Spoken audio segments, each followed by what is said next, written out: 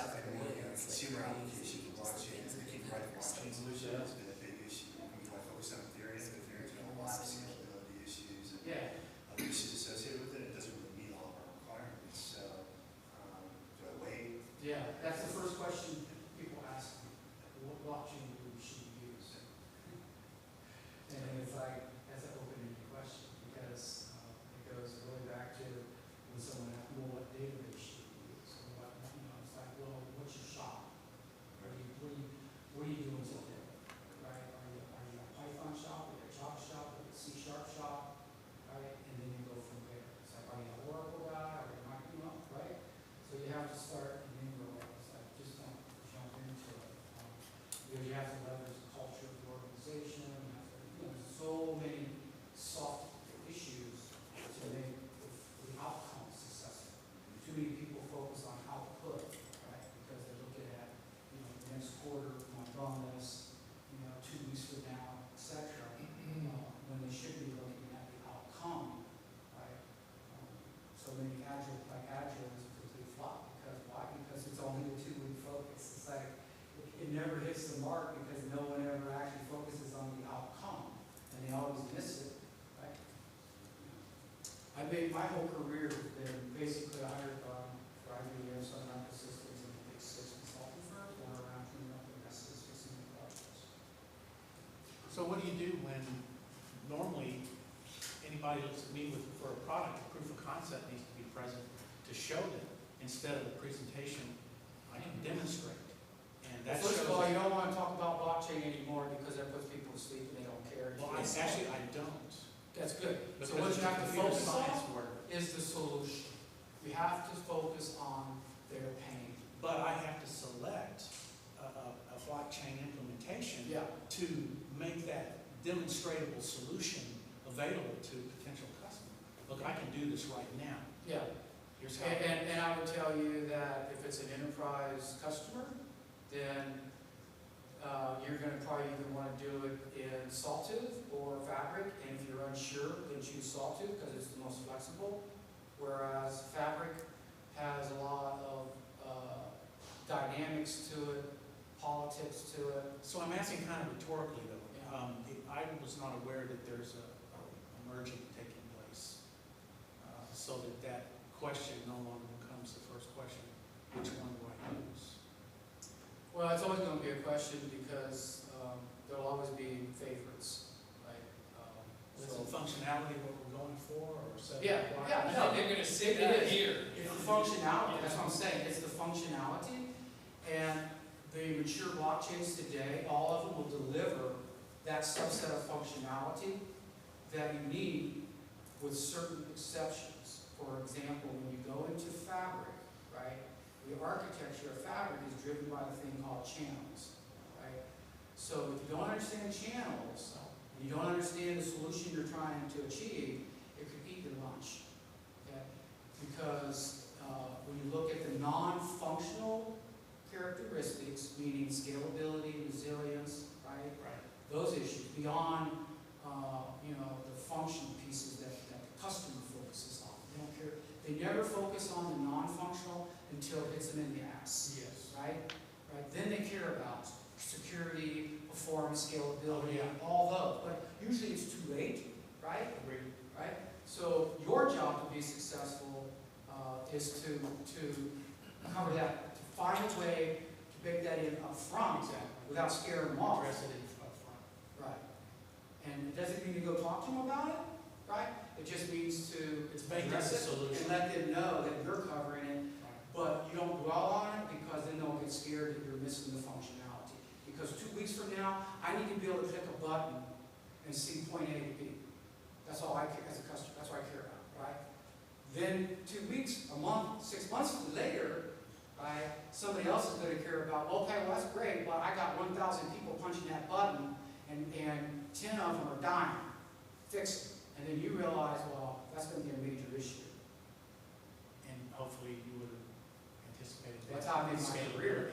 That's how I made my career. Yeah, because I believe and all those guys go out there, do their thing, right? And it ends up, they end up hitting the wall, right? And then they got to go find an independent gun to come in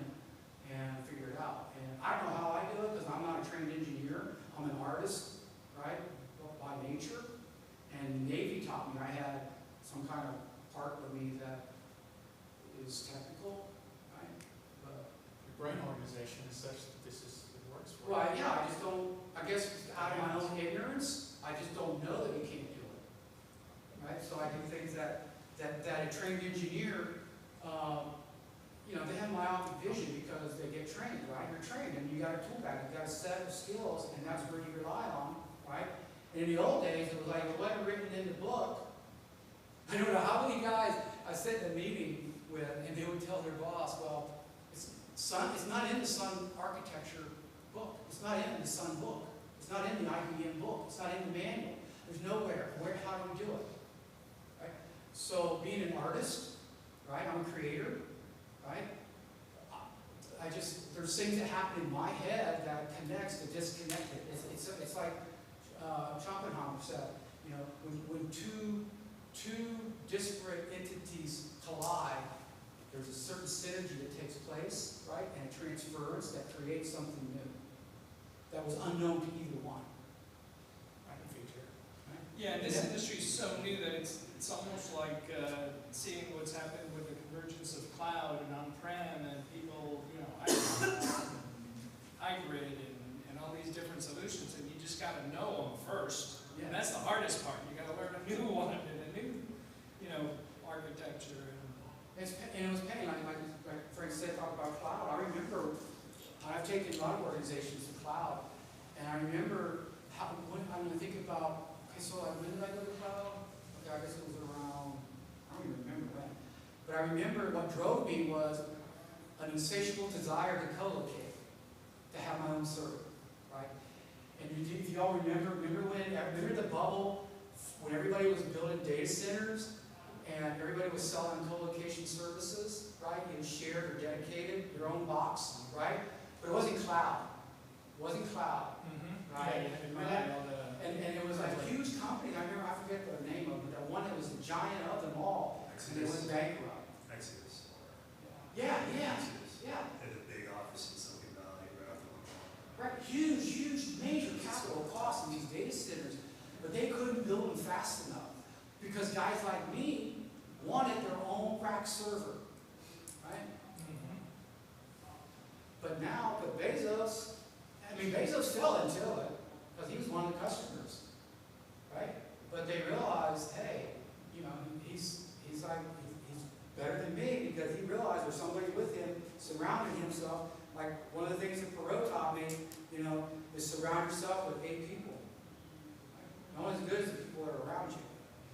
And you know, if you're afraid to hire people smarter than you, well, you ain't ever going to succeed, right? Because B people will hire B and C. A people will hire A. Right? You don't get much more than A. Right? So for Bezos, it's like, well, we're spending all this money, we're eating all this, right? Why don't let's sell it. Let's make it a service, right? Because their own data center became a service unto itself to the organization, and they said, hey, well, we're servicing all of our internal customers. Why don't we just commercialize it as a service for others? I'm sure they could use it too, right? Make it a profit. Yeah, a lot of similarities. Yeah. You know, especially with the security aspect of it and the fear of data offsite. You know, and here the same thing. You know, loss of control, data. So now we're getting ready for what's going to happen for their demise through decentralization. Because when you can put the equivalent of one of their large servers in your hip pocket and mount it anywhere in a light switch, right? When literally the density is basically ubiquitous, right? And through decentralization, right? Then it's not fully fleshed out, but it's going to happen within the next 20 years. Okay, so because right now, what is the cloud? Cloud is a centralized service, right, of data centers, right? They're spread around the world, but they're all clusters, right? But the movement of edge computing, which will fail, okay? But out of that will come the emergence of this newer technology. We're not there with the physics yet, but it's coming. Once we have quantum, game over. Okay, because with quantum, then basically this becomes a data center equivalent. Right? The equivalent of, you know, unbelievably. And it's like, then the cost and the scale, right?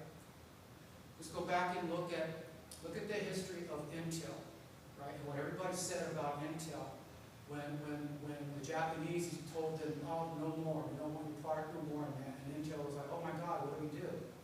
Well, let's make memory. And it's like, oh yeah, but it's so expensive, because the core memory that IBM sells, right, and ours is 100 to 100 to 200 times more expensive.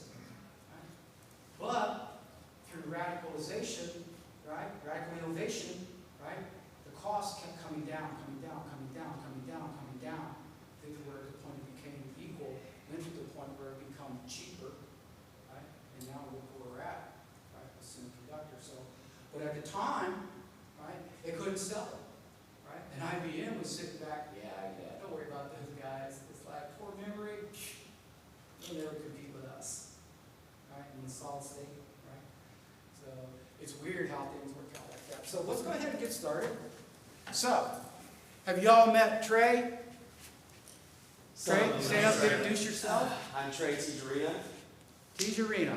He's from Tijerina. Dallas. Yes, I am from Dallas. You can pronounce it Tejarina or Tijerina. Either way, some people say it. Doesn't matter. So, you want to come Yeah, on up? you ready And for I it? got you. Sure. Oh, cool. Thank you so much. Go Mark. ahead. Okay, so I am here. Mark asked me to be here to kind of tell you guys a little bit about what I do. Like I said, my name is Trey, and I'm the president of Texas Cannabis Business Alliance. Primarily, what we focus on is educating Texans on the business opportunities within the industry, the different components within the industry, the sub-markets, and everything that's kind of happening in the Texas market around it. We also offer services to businesses through our alliance, and that's going to be advertising services. We just kind of really focus on giving our platform, giving that to them to kind of showcase their products or services to the industry, because advertising restrictions are a real thing in the industry, and it's very hard to get your name out. So what I'd also kind of like to tell you guys while I have your attention is we do have a hemp supply chain, first ever in Texas, hemp supply chain workshop in the Colony, Texas, which is about 3 hours away from here, not very far. I think actually Leah might be there, so she's down for the ride. But that event is really going to go over all of the interest and curiosity around hemp. There's a lot of questions about the different extraction options, the harvesting options, the equipment that's used for those processes. What do we do with the soil? Where do we get the seeds? What seeds can we use? What should we use? There's so many just questions generating around this opportunity post House Bill 1325 being signed, that there needs to be, some sort of facilitation for answers and for interaction and experience. And so that's what we're bringing to this event, is interaction, experience, connections, and resources for anybody interested in the hemp industry to come to this event and kind of get their fix, if you will. They're looking to put different pieces to their puzzle together of their hemp business. And aside from that, also, I don't know if anybody is a business in here, but we are looking for sponsor and vendor opportunities if you guys are a part of the industry. And I think that might be all I have. Does anybody have maybe any questions about what we do or what we're planning to do in the future? Or how do we even have a cannabis industry in Texas? So, do you have a website? Yes, we Covers the do. same info? No, it's not on there. So you want to write it down? It's txcanna.org. Super simple. And we are at Texas spelled out, CANNA on social media, Texas Canna spelled out. And you will find us reaching this market here in Austin to throw more events. We are primarily just focused in the DFW Metroplex because at the time it's all that my capacity will allow for. But Texas is a big state, so we definitely are going to expand here, San Antonio, Houston area. So I'm not sure if you guys are all locals, but and especially if you guys have family members interested in the industry, if they have resources, land, opportunities for partnerships. Sure, go ahead. Can you summarize where Texas stands from a legislative standpoint in terms of if you want to enter into like the cannabis business in Texas, where could you actually participate? Sure. So right now, really where the primary focus for a lot of people is on hemp.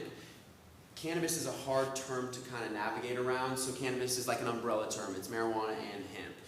CBD falls into that umbrella term as well. So there's a ton of CBD opportunities that are within this market. CBD is now regulated with that House Bill 1325. It is now regulated for the first time ever in Texas, but we're still waiting on those kind of, that framework to be introduced. So until that happens, I would kind of be hesitant to start a CBD business until those kind of things happen. And especially that's the same thing with investing, you know, a lot of resources. If it's something that you want to do in the hemp industry, that's, you know, that's where your focus is going to be allowed because of the marijuana restriction we have right now. I'll be touching on that as well, so fill in the blanks. So Yeah, all please. of that work that they did with the compassionate care bill and all that, is that out the window now? No. So if you want to grow, and I guess it's got a higher THC content than a hemp plant would, and get your CBD oil from that type of plant, that's still I'm regulated? gonna go over that, Okay. cover that for you, so. Sure, yeah, I didn't really understand the question, but yeah, if you want to touch on that, yeah, no worries. Cool. Trey, Anything how else? about marketing you mentioned? Mhm. How are you doing the marketing? Is it a portal or is it, you know? For us or for businesses? For the member businesses? Okay, sure. So a lot of grassroots marketing. So we have this platform that's primarily events and things around events, but we've built up an email list for quite some time. We have social media channels that we are, under kind of more strategic keywords, are able to kind of get more posts out and get them spread out. And then aside from that, we have a really big referral-based network within our alliance. So it's kind of like that, what would you call it? The grassroots marketing tactics, where we're just kind of referring people to other people because we're getting around all of those restrictions from big companies. Do you have a member list already then? We do, yeah. The member directory is on our website. Can be found there. If you need the website, I can give that to you. Cool. Mhm. Well, thank you for your time, and thank you for coming out to the event and allowing me to speak. If you guys have any more questions, I can give you guys my card, and that's about all I have. Yeah, and after the meetup, you know, hang out with him and that, we can all go and. July 27th is the event. Yes, it's going to be a 6-hour event. We have half-day tickets, and I actually think that we just sold out of our full-day tickets. So we may only have half-day tickets, but that's still a good 3 hours. So 3-hour drive for 3 hours of really potent networking. There's going to be a lot of, I wouldn't say a lot, there's going to be the diversity part of the hemp supply chain in the form of vendors there. So you'll be able to interact with them and kind of maybe, if they can bring equipment, get hands-on with it, depending on your interest. Cool, thank you, Trey. Yes, no problem. All right, so industrial hemp and CBD, 200 billion by 2030. That's the latest estimate. Bank of America came out with a report recently. Their analyst said 166. They didn't give a time frame, all right? But that's the latest by a financial analyst company. And we're looking at 22 billion in marijuana sales for this year, which is huge. Okay. What's the problem? There's no infrastructure. Okay, so you know, marijuana, hemp, cannabis became illegal in the 40s. So everything just stopped, right? So as a consequence, there's no knowledge in the United States. The rest of the world has knowledge, okay? We've been importing hemp that entire time. You know, hemp is used in over 25,000 different products, okay? You say, well, nobody knows about that, but it's been through importing through Europe and China and other countries. Currently, we're on the map because of the CBD hype cycle, okay? So CBD is cannabidiol, which is one of many molecules in cannabis that was actually discovered out of Israel a few decades ago that has this miraculous effect on our brain that actually they discovered as a consequence of this a part of our brain that we didn't know existed, which was the endocannabinol circuitry. So what's happening today is the flower business that everyone is familiar with, which is recreational marijuana, which is all about getting high, okay? And Colorado, Oregon, Washington, California, and you know, I think 11 or 13 states now. Illinois was just the most recent that signed recreational marijuana, okay? And the driver there is two things, is the CBD, which is the non-psychoactive component, okay? Tetrahydrocannabinol, THC, is the psychoactive component. That's the part that gives you the elation, the high, okay? But the CBD doesn't make you high. It doesn't give you that psychoactive element. But it has another miraculous effect on you that is right now theoretical, but pretty much proven, at least by experience, that it stops seizures. Either stop or mitigates seizures. Okay, the whole legalization movement picked up because the MAD mothers, if you remember MAD, you know, alcohol, right? Before MAD, it was okay to drink and drive. Okay, I grew up drinking and driving. Okay, and I remember how many times, countless times, getting stopped by the police with an open six-pack, right, lit up, and they didn't really care. There was no ticket. Okay, but when MAD came around, Mothers Against Drunk Driving, right, it started a movement, right, and it moved all the way up to the legislative body, and they passed laws, and it became a social condemnation, right, and became equivalent of murderers. Okay, if you drink and drive, you're in the same scope as a murderer. Okay, so now these mothers who have children who have these incurable diseases that create seizures, right, have gone through all the litany of pharmaceuticals, and none of them work for their children. So if you were one of those mothers and you see your little child having 100 seizures a day, that's got to affect you. That's got to be a record, right, of life. And you will do anything in this world for your children, right? So, as a consequence, somebody said, hey, mother, you know, why don't you try this? You know, why they tried it, but let's try it. So a drop of this oil, CBD, which is basically an extraction out of the hemp plant, right? Very high concentrate, boom. And it has this miraculous, I think it actually came out of as a consequence of the Israeli research, right? It was passed on through the grapevine, right? So they try it, and boom, it worked. So my child, who used to have 100 seizures, has 1 now. Well, that's a miracle, right? So what do? You spread the word, right? You create groups. You have meetings. Mothers who share, right? They have, right? So it's like, I have something for you that will help. Try it. You know? So try it. And it works, it works, it works, it works. You can go and surf the web and find story after story after story. Okay, there's TED Talks about people who were staunch conservatives who used to say marijuana is the evil, you know, reefer madness. It's like, no, marijuana, no, right? It's evil, evil. And now they're advocates. They're evangelizing. They're trying to educate people, right? Because they see how they were wrong and what this miracle is doing for their children, okay? So that has, that's a direct medical implication. There's a ton of literature that's going on, that's being done right now, that is spreading this research out. And some of the latest research that I've read has made a provocative statement that managing the endocannabinol system in the brain can literally mitigate all human disease. That's crazy. So if you expand on that, theoretically, somewhere in the future, humans will be disease-free because we will be able to control that disease, right, through this endocannabinol system in our brain. Because when you look at the physics, what is disease, right? It's physics, it's chemistry, right? And if you know how to tweak the chemistry, hello, y'all know what CRISPR is? You ever hear of CRISPR?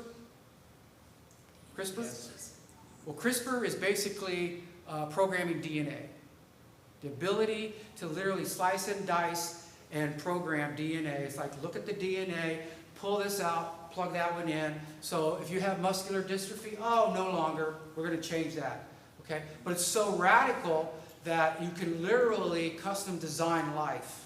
And they're already doing it. There was there's a lot of controversial cases that are coming out of the Far East because they're not as regulated as we are. Our conservative politicians, starting with the Bush era, put all stops to all CRISPR, all DNA research. Evil, evil, evil, right?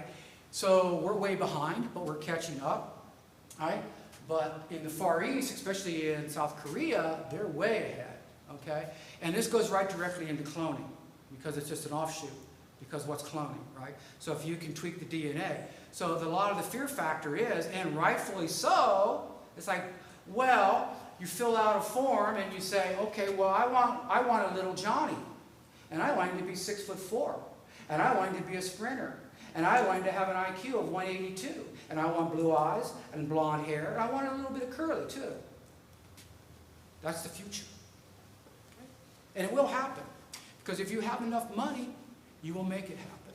Right? And there'll be the problem will come in society, right, where there's superhumans and then there's the regular humans.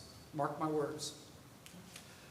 So where are we at? No infrastructure, that's opportunity. It has to be built end to end.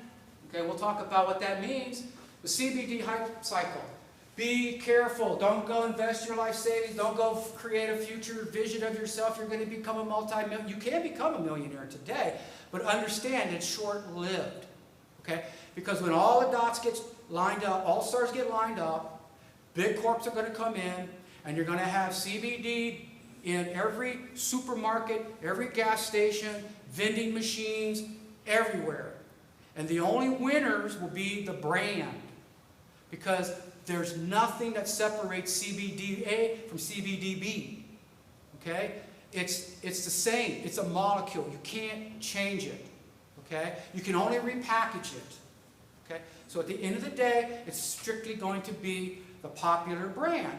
So like Kardashian, Kim Kardashian has a CBD, and she's taking the world by storm with her CBD. Why? Because it's Kim Kardashian. She put out the video game. She sells millions of it. Because it's about brand. People will buy brand, okay? And you won't be able to differentiate yourself, okay, with your brand. There will be winners, okay? If you can build enough of a following, right? And you can make the right moves in quality control and other aspects of branding and build a brand, because a brand, you know, you have to build a brand. I mean, Levi didn't exist until they built the brand, right? Coca-Cola didn't exist until they built the brand.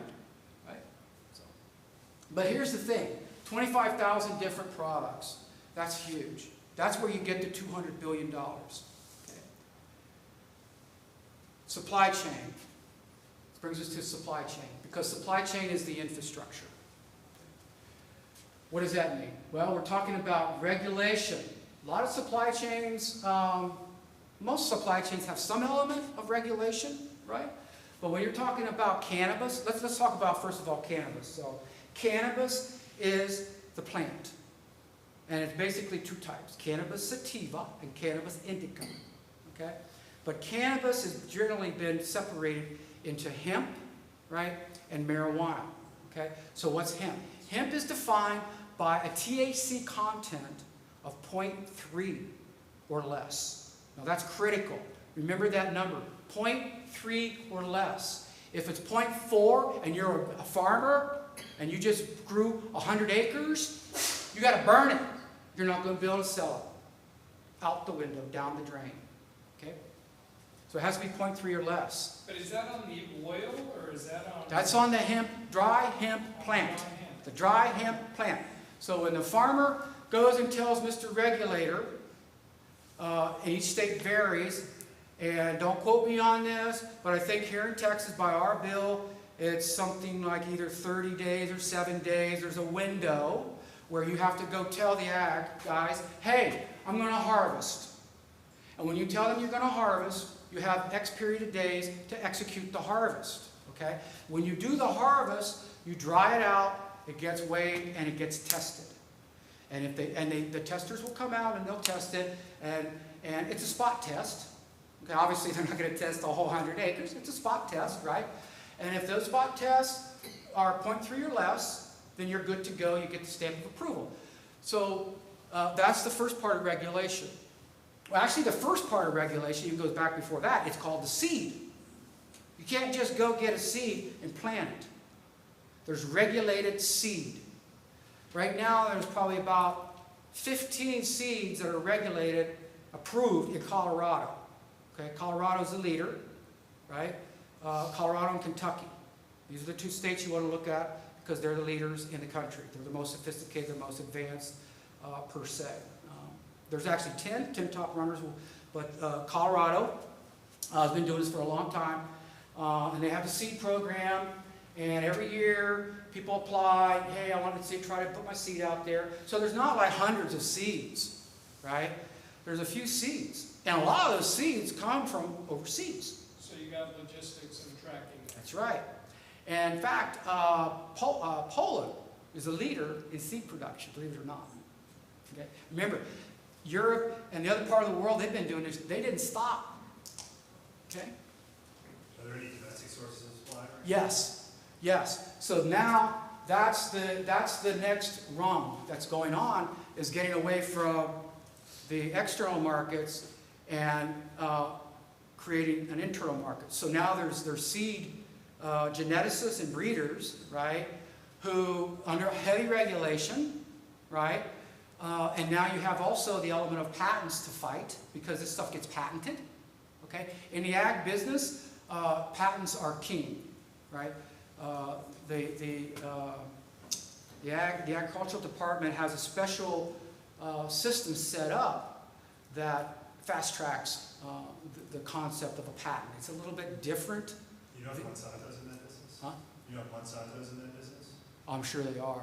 So, I haven't seen their name on the radar. They're Bayer now. yeah. And they're only still taking hits as Monsanto because they used to be made of Asian orange. Yeah, but you can, again, if whoever isn't in it will be in it. So that's another thing to be aware of. But don't let that be a deterrent, okay? Because there's really no, see, the cool thing is about this is it's so generic, right? That, and a lot of them stay away from it because it's so generic. They know that they can't really get, the patents are worthless because anybody can create a new strain, right? So it's just like with medicine, right? That's why we don't see a lot of generic medicine out there. Right? So it's heavy regulation, all up and down from federal, state. We'll look at that a little more, but regulation, the stakeholders, it's fragmented, okay? And there's no infrastructure. So in regulation, what are we looking at some of the players? Well, there's seed regulation, there's the harvest regulation, just the two foremost that you need to be aware of to get out of the gate. And obviously all the way down, from the harvest all the way down, there's regulation. Okay? But who's doing the regulating? So state is regulating, right? Federal is regulating. Well, the federal, this is more about the food, okay? Because they're putting the CBD into the food supply, okay? A lot of states right now are adverse against this. I forget which state, but one of the states just recently, I want to say New Jersey or somebody, just came out with I think it was Maine, very strict, one of them, put very strict laws about none of it in the food supply. They want no CBD in the food supply. I don't know why, I haven't read that, but state has the mainstay. And even if you get state licenses, they tell you, dude, before you grow or do whatever, set up your extraction plant or whatever the hell you're going to do, your dispensary, etc., make sure the local guys, your little municipality, want you.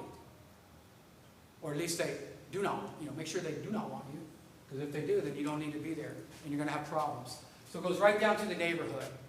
Okay? Interstate. You can't do it interstate.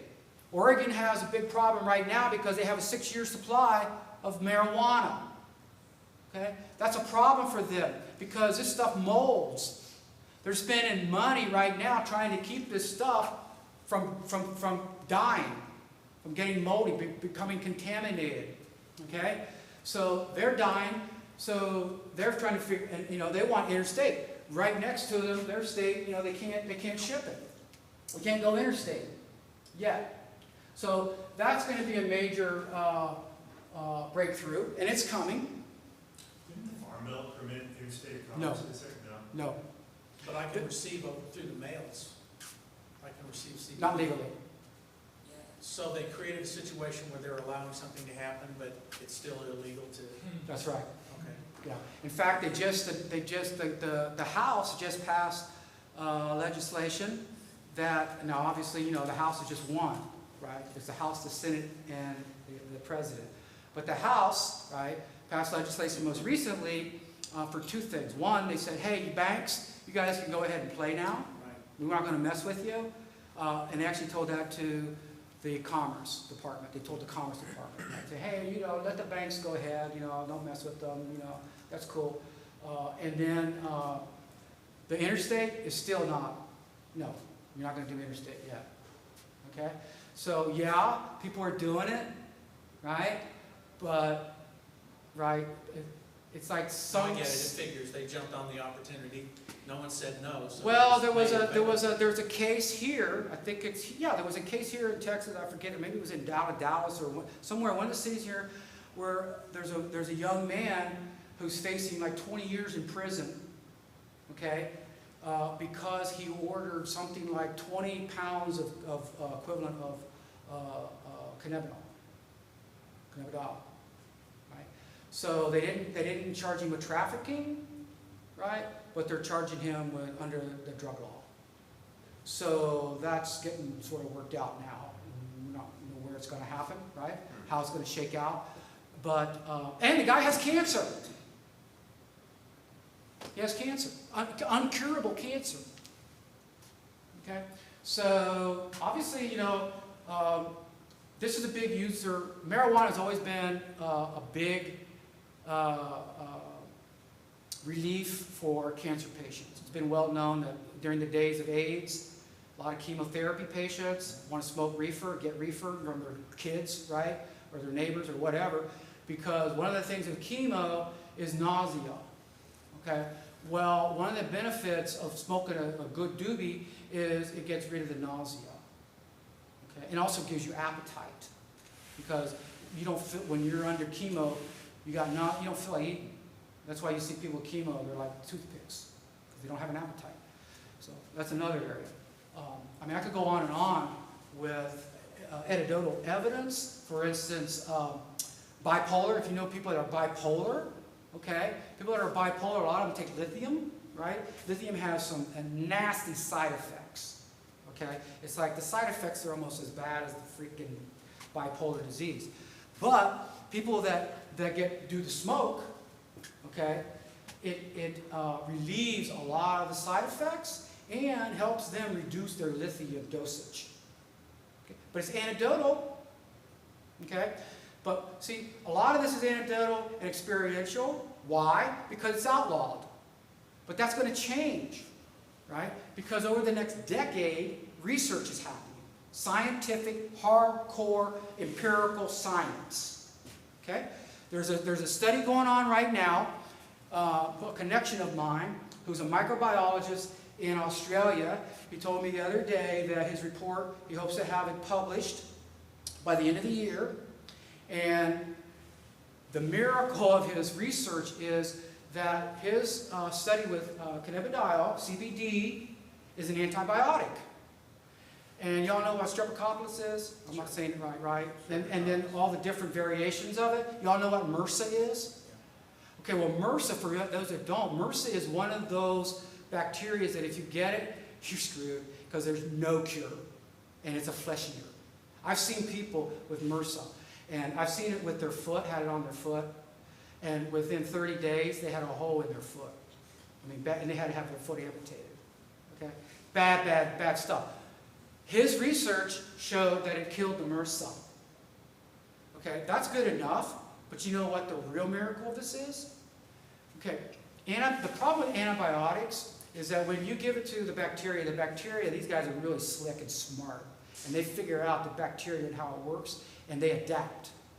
That's why your doctors, and you hear all the time about, regulate the antibiotic, only take it if you really need it, because if you overuse it and abuse it, you're going to nullify its effects, because the bacteria will mutate, okay, to fight and defense. Well, the cool thing about CBD, for some reason, the bacteria doesn't do that. It doesn't create a defensive mechanism against the CBD. It's crazy. So imagine what that means to the pharmaceutical industry for one, okay? But bigger than that, imagine what it means to us as humans, okay? You know, cancer is $1 trillion a year business, okay? And they're beginning to fight back now, okay? You're going to start seeing a lot of articles coming out of these guys. I already got one, okay? Telling you that, oh, that's CBD. No, it gives you liver disease. You shouldn't be taking it. Well, caveat, just don't take too much. So you're going to start seeing the same old thing that happened in the 40s, reefer madness. Okay, why? Because when a naturally grown organic substance defeats all the major diseases, what happens to your $1 trillion empire? Okay? So be aware of that. FTC, okay, that's consumers. Okay, that's the packaging. That's the, you know, putting it in the edibles. Well, FDA is edibles. Okay, but this is outside that. This would be like the makeup, the cosmetics, right? Anything that you would put CBD in. It's being used for everything from lip balm to lotion to mascara. I mean, you name it. Also, okay, so law enforcement. The police, well, when they stop you, they can't really tell the difference between is that hemp or marijuana. I don't care. You're going down to the slammer. Then we'll figure it out. Okay? And CBD, it's like there was a case last month or 2 months ago. 2 little old grandmothers got held up by TSA at the airport because they had their CBD. Prescription CBD. Medical. Okay? But the TSA, you know, they thought it was, you know, a Schedule I drug. Well, once they were educated, they obviously let the 2 little grandmothers go. DEA, right? They're getting a little bit more polite, but these guys, right, they regulate, I mean, they're the drug enforcement agency, so, I mean, this is their domain. It's like, well, gee, you know, we got to, you know, marijuana. So, but they're starting to come around, but it's these guys that, you know, talking like this, right? So it's, and then the customs coming in, so, you know, there's a circle. But that's an idea of some of the regulation. Stakeholders. Okay, where do we begin? We begin with the seed. The seed goes to a producer. The producer's a farmer, right? But it could also be, right now, right, it's indoor cultivars, right? So, like, I forget, one of the states, I think it's, I don't know, maybe I have it, I don't remember off the top of my head. But the equivalent of, like, for instance, one of the states that are a leader has, you know, like 31,000 acres, okay? And 4 million square feet, which is, I think, like 4 acres, something. Maybe I'm wrong, but you get the idea. But that 4 acres is like under roof, okay? Those are the integrators. Those are the guys that are like compassionate. Compassionate use. What are they called? For Texas, it was compassionate use. I know, but the company, what's it called here? They're called compassionate. It's compassionate cultivation. Yeah, there's only 2 companies in the state of Texas right now licensed for medicinal marijuana. That are operating. Yeah. And one of them is down off of Manchac, and that's compassionate, right? And they're called integrated.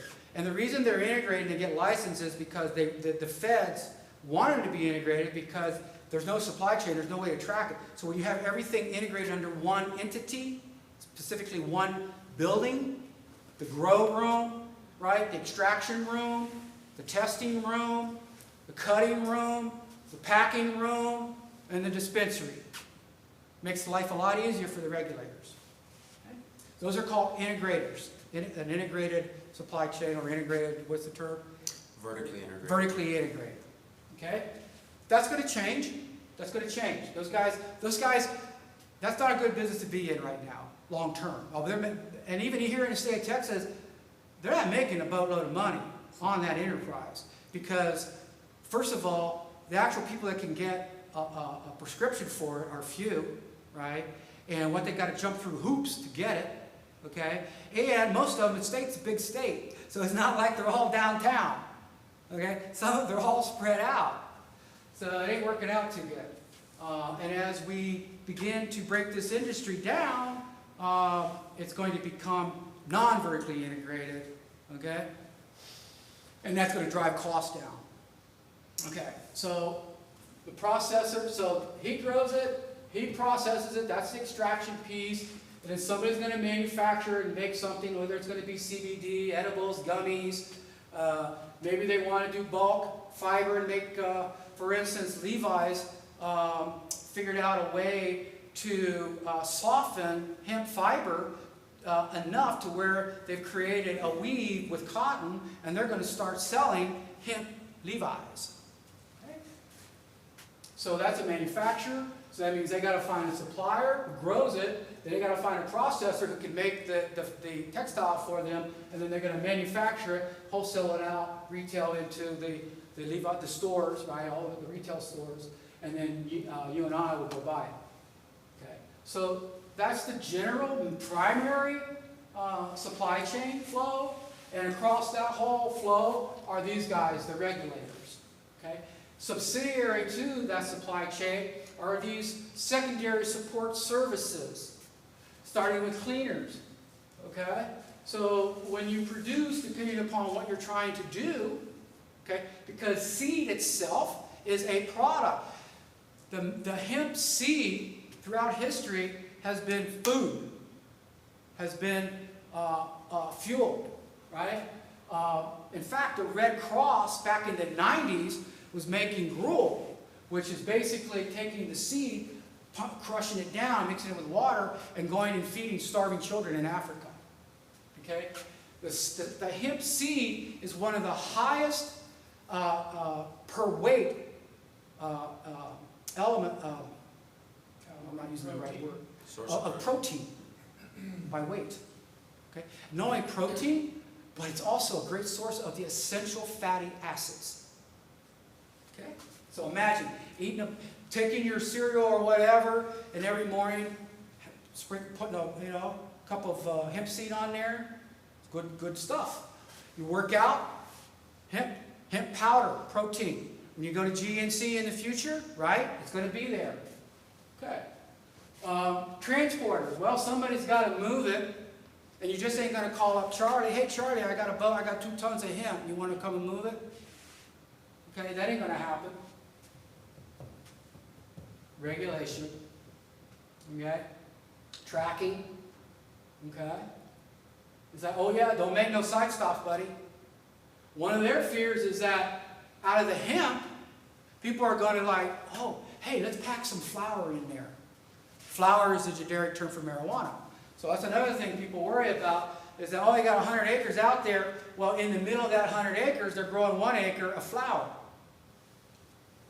Okay? So it's like, if it's $1,500 an acre for the hemp, well, they're getting $7,500 an acre, for the reefer. And it might not even be about that. It might be something else even more. The incentive ones. Labs. All this stuff needs to be tested. Okay? Starting with seeds, hemp.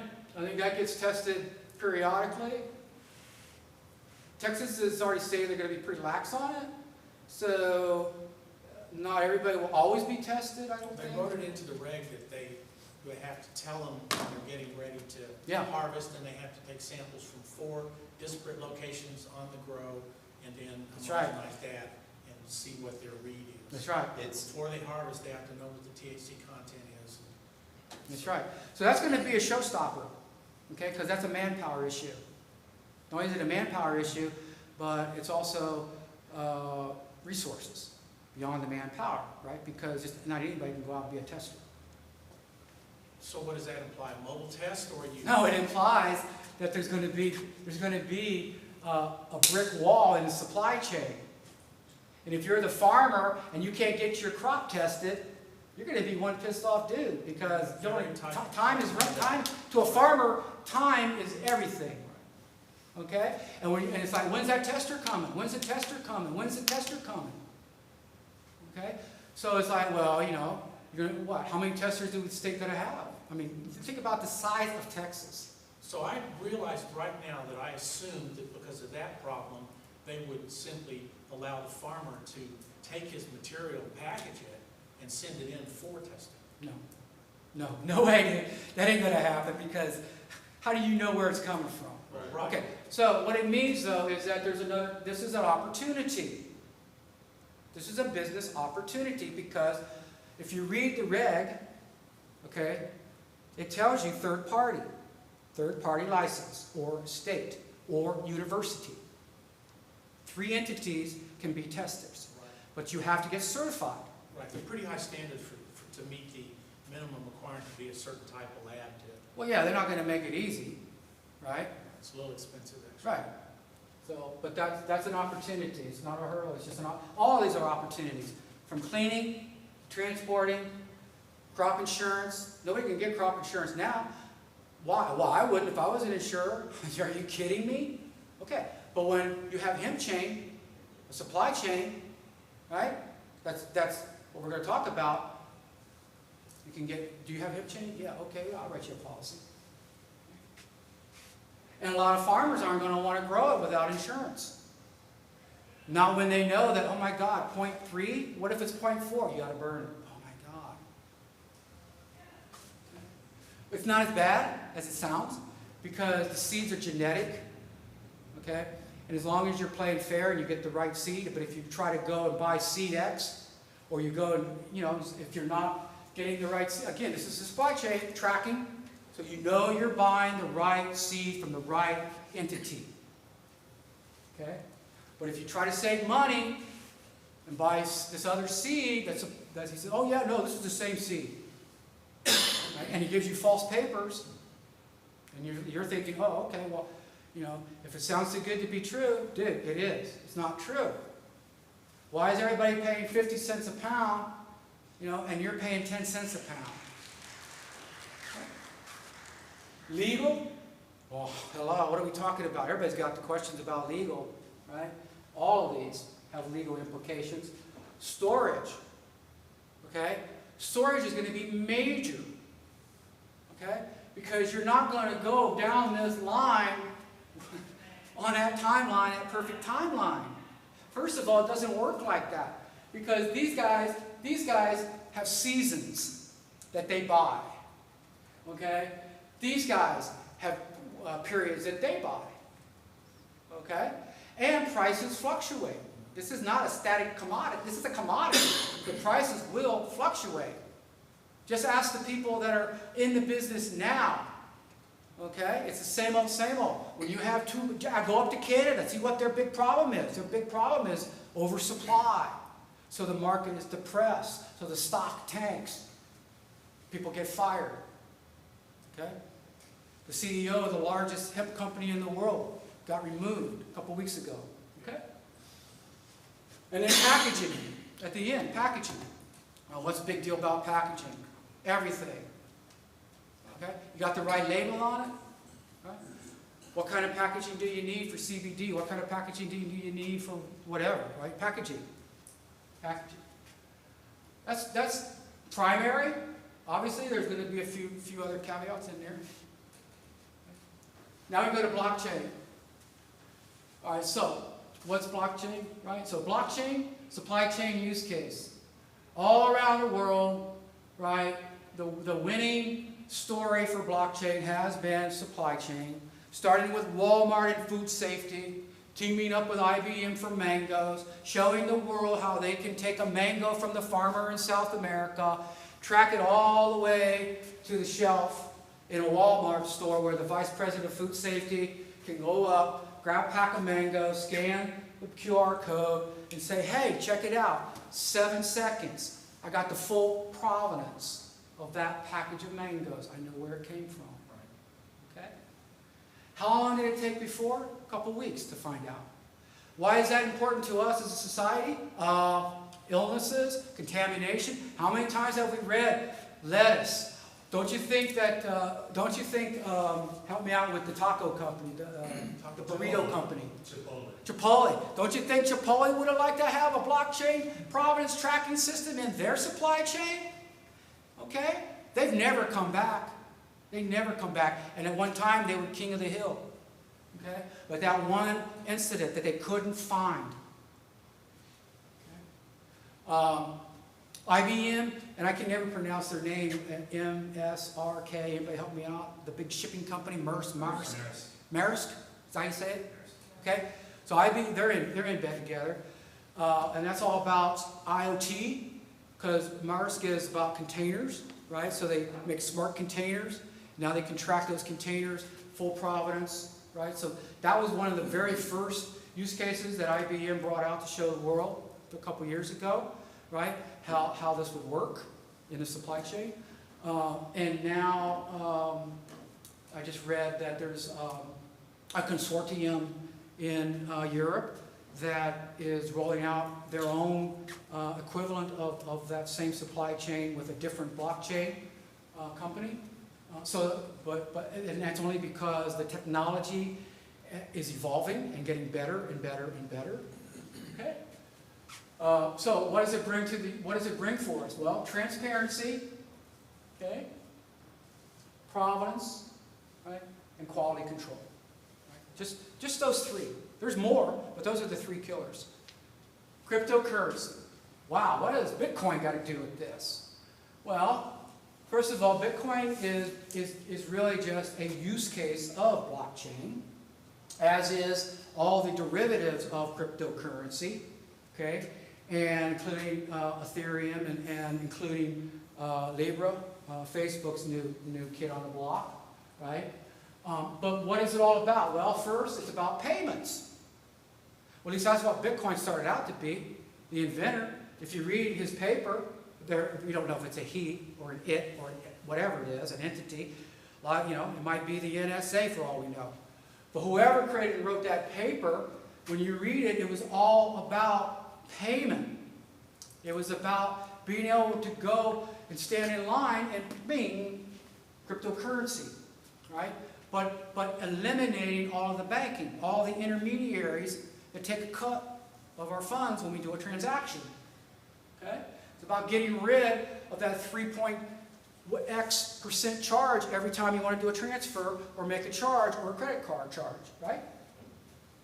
Tokens. Tokens are derivatives now of this cryptocurrency concept, to where they've realized that, hey, the Bitcoin, well, Ethereum was number 2 kid on the block, creating smart contracts and tokens, because those inventors decide, well, Bitcoin is just about a simple exchange. That's all it does. Exchange. Credit, debit, done deal. And the balance is maintained on that ledger. Okay? So they said, well, I want to be able to do more than that. So they created the concept of a smart contract, right? And created this concept of a token. But what the token really is it's a piece of software. It's a program. Okay? And it's euphemistically called a token. But it's really just a little software program. Okay? But what that means is that you can do a lot more transactional-wise. So that now you can make that transaction smart. So you can make it a loan. You can make it time-based. You can make it recurring. You can do a lot of things. You can put credit checks in there, right? And people just go off the wall on what they can do with these tokens.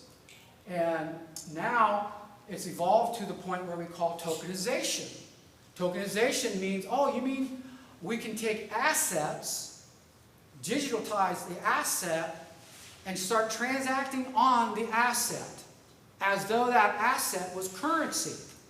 So my truck now becomes money, even though it's just sitting in the yard, not hauling anything, but I can turn it into an asset. And what does that mean? Well, I can turn it into a tokenized asset, and then somebody will come and pick the truck up and go use it for a couple hours, and I collect money. Oh, I like that idea. Or tokenizing what they call fungible assets and now non-fungible assets. Okay? So tokenization, that's a real mind bender when you start thinking about this one, okay, and the ramifications. And this is only now beginning. Okay? So we have this cryptocurrency that's internal and external. So when you look at Ethereum, you have an internal cryptocurrency and token, and you have an external token, cryptocurrency. Okay? And the SEC says that these tokens that people are selling are securities. Okay? Not Bitcoin. They don't know what Bitcoin is. They think Bitcoin is, to the IRS, Bitcoin's an asset, like gold. Okay? So it's an asset, and you pay tax on it when you buy and sell it. Okay? And they will come after you for it. And they're starting to crack down heavily for it too. Okay? So if you buy Bitcoin and you make money on that Bitcoin and you don't report it and pay tax on it, you are in jeopardy of going to prison. But the internal coin, in Ethereum, so you go and you take your hard money, fiat, dollars, that's fiat, that's our system today called fiat, okay? Replace the gold system, meaning that fiat is simply currency that is backed by the issuing entity. In our case, our federal government. So the dollar is only as good as our federal government. There's no gold behind it. Okay? So therefore, that gives them free reign. And when they went off the gold system back in the 70s, when Nixon went off the gold system, that was a hurrah because that meant that all the countries could just start cranking out printing presses. And the United States had theirs on full time and been on full time for a long time. Okay? So you just print. Where before you would only print based on gold. And if you printed too much and there wasn't enough gold, oh boy, everybody knows what happens, inflation or deflation. Right? But now it's like, well, we can control that inflation and deflation somewhat. Pseudo, nobody can really track it, right? So you go and you take your hard-earned money and you buy that cryptocurrency. In the case of Ethereum, you buy Ethereum, right? Ether, they call it, which is an external cryptocurrency or token. And then you actually go and spend it in the blockchain, in the Ethereum blockchain. You use it, they call it gas. And the gas is what makes the machine tick. Okay? It's no different than you taking your dollars and going to the gas station and giving the gas station your money for the gas that you put in your car so your car can go somewhere. So that same analogy applies to the digital world when you want a program to do something, a smart contract. Like, rent me that room at the Marriott, book it for me through that smart contract. Okay? So you go, get your crypto, you go, and then you spend the crypto onto the smart contract, right? And if you're the guy that owns that smart contract, you're the one who's responsible for the gas. You have to make it go. So as an author of those contracts, I never did like that. It takes me back to the days of mainframes when we used to do, with mainframes, it's called time sharing. And the way you time shared was you had to pay for the CPU time. This is no different. But the SEC says they recognize that, that gas, that form of that cryptocurrency, that's not a security at all. Okay? That's important. A lot of people don't understand that. You hear about the ICOs and all these kids getting rich and going to buy Lambos selling tokens. Okay? Well, it all comes crashing down because the SEC says, you're selling securities, dude. You're selling securities. And they're saying, oh, no, it's not a security, Mr. Regulator. It's not a security. It's this other thing. And they're like, really? Okay, you haven't heard of the Howey test. Okay, go talk to the lawyers. Okay? Right. So, HempChain. HempChain is the world's first blockchain, supply chain platform, and marketplace. Okay? So it wants to solve these problems for, specifically, industrial hemp and CBD. Not focused on the marijuana and the flower. Right? Although that's not an issue, it can be factored in, but the focus of HempChain is about those 25,000 products and that supply chain that we looked at, and those regulators, okay, making those guys happy, and those tenants that we saw, that what a blockchain brings to a supply chain. Okay? The provenance, the transparency. Okay, so what does that translate to? It translates to the ability to track it, to the quality control, so that you as a customer, as a party in a transaction, know exactly what you're getting. Okay? What is it being built on? Hyperledger Fabric. I missed the slide. I missed it. Anyhow. Yeah, Hyperledger Fabric, smart contracts, and business networks. So Hyperledger Fabric, Hyperledger is a foundation underneath Linux, right? So Linux is, y'all know what Linux is? Okay. So Linux is king of the hill now. Even Microsoft said, hey, Linux, teach us. So Microsoft is moving heavily to embrace Linux.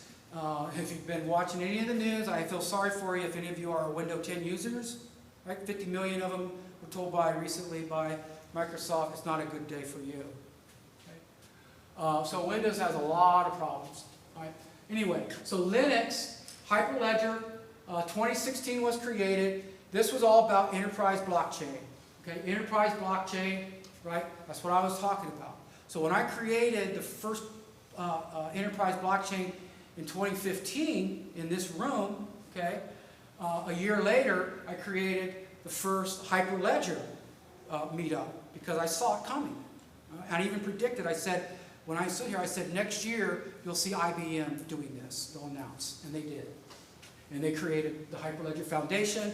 And a few days later, I was in my study, and one of those little bolts of lightning came to my head out of nowhere and said, dude, create a meetup. It's going to be hot. So I did. And I was right. So that's the king of the hill now. That's the de facto standard. And what is it? It's like Apache open source. In fact, Brian Behlendorf, who they hired to run it and set it up and manage it, was the same guy that's responsible for the Apache open source foundation. Y'all know what Apache is, right? The web server. The web server and every freaking piece of software open source that's out there today is out of Apache. Okay, so that's huge. So for geeks like me, he's like Jesus Christ walking on water. I mean, he's like God. Okay, to me. So. Because why? Because open source. Open source meant that a little guy like me can compete now with the big behemoths. Because before that, they had their software and it was locked down tight. And I couldn't go pay $50,000 to go get that software. And even if I did, it was binary, and I signed a contract that says you will not reverse engineer this and figure it out. You will buy it, pay it, and use it, and make us rich. Okay? So the anarchist in me, right, when I saw open source means I get the source code. I can take it, I can make it into what I want or use it as I want. But it's even more important than that because what? It's like blockchain. It gave transparency to the world. Okay? So open source is what's responsible for the internet today and life the way it is today. Otherwise, 5 companies would be ruling the world. One of them would be IBM and Microsoft, because they were all closed. They were all closed source. Okay, so Hyperledger is about smart contracts and business networks. So Hyperledger Fabric came out of IBM. So IBM, they're not dumb. I mean, they're stubborn, but they're not stupid. They realize, hey, we got to get in on this. It's like we miss what we do. We miss the internet. We miss the cloud. We don't want to miss this, right? So they didn't. They said, hey, this blockchain's going to be big, right? They saw what I saw. And boom, so they went and joined, actually created Hyperledger with a consortium of others, and they started contributing and creating this product called Fabric, which actually came out of a product called Open Blockchain that was a predecessor. So that was contributed, and it's been worked on, and it's getting ready to go to 2.0. It's at 1.41 now. Right? Going through a lot of iterations, right? But it's the de facto blockchain in the enterprise. Okay? And it's all about smart contracts, right? And business networks. Well, Intel, they're not going to sit on the sideline, so they immediately jumped on the bandwagon, joined Hyperledger right behind IBM. I think they might have been even in on it with them. And they said, well, we're going to do ours. We'll contribute ours. And it's going to be called Sawtooth. So they contributed and built this blockchain called Sawtooth. Now, it's a completely different animal, implementation-wise, right? Functionally, all blockchains are the same, but the implementations are different, at least in the enterprise space. Okay? But their focus is based upon sensor networks and IoT. IoT, because if you think about Intel, what's Intel? Intel's chips, right? And they're about chips, and they're heavily into edge computing and communications and IoT, Internet of Things, right? As is IBM, right? But Intel's got a lead on it. So they're really focused in this sensor networks, which makes them really cool for supply chain solutions. When you want to take a container and you want to make it smart, when you want to take a farm field and you want to make that farm field smart, when you want to take one of those, what do they call those storage bins, where they hold the grain? Anybody know? Huh? Silo. A silo. When you want to make a smart silo, you know, those silos don't sit there static. Like for instance, if you put seed in there, you have to rotate. You have to have the right temperature, the right mixture of air, right? Because airflow through those silos, and they have to be set up just right. Otherwise, your seed is going to get destroyed. So it's important that those things operate in a periodic manner, right? Like science, right? So that means this is perfect for what we're trying to do, because we're going to make them smart. Right now, they're manual. Some farmers got to go out there. You know, hey, is it time to go rotate that thing? It hasn't been rotated for a while. I better, you know, go out and rotate, you know, I mean, literally, you know, turn on a machine or whatever, and it cranks for a while, right? And they got to go out and physically, let me climb in there and, you know, let me stick this rod down in there and pull it out and see what the humidity and the temperature and all that is down inside there for whatever they're stored, right? Because they got to keep it just right. There's a lot, I mean, farming is all about science, right? Science. So, I mean, this is like beautiful. This is a beautiful intersection for where we're headed. And the beautiful thing about open source, blockchain, and hempchain is it gets to bring all of this wonderful science down to the family farmer. And even the farmer who wants to wear a three-piece suit and farm in his extra bedroom. Okay? So what makes hempchain different is that it's the first multi-blockchain integration. Okay? So while the rest of the world now is struggling with power play, whose blockchain is going to win, right? And it's already getting segmented and sorted out, right? So it's like, oh, well, I got this piece of the pie, I got that piece of the pie, I got that piece of the pie. But when they go out to the implementation and to the end-use customer, they get, you know, half of the solution. Okay, because, right, it's only half.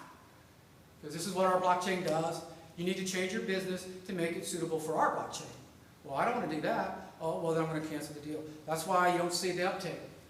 A lot of projects get started and canceled real quick when they find out the reality. Okay? So, they're non-existent, they're difficult, protocols, and stakeholder wars. Oh, protocols. Every one of these blockchains has a different language that they talk. Okay?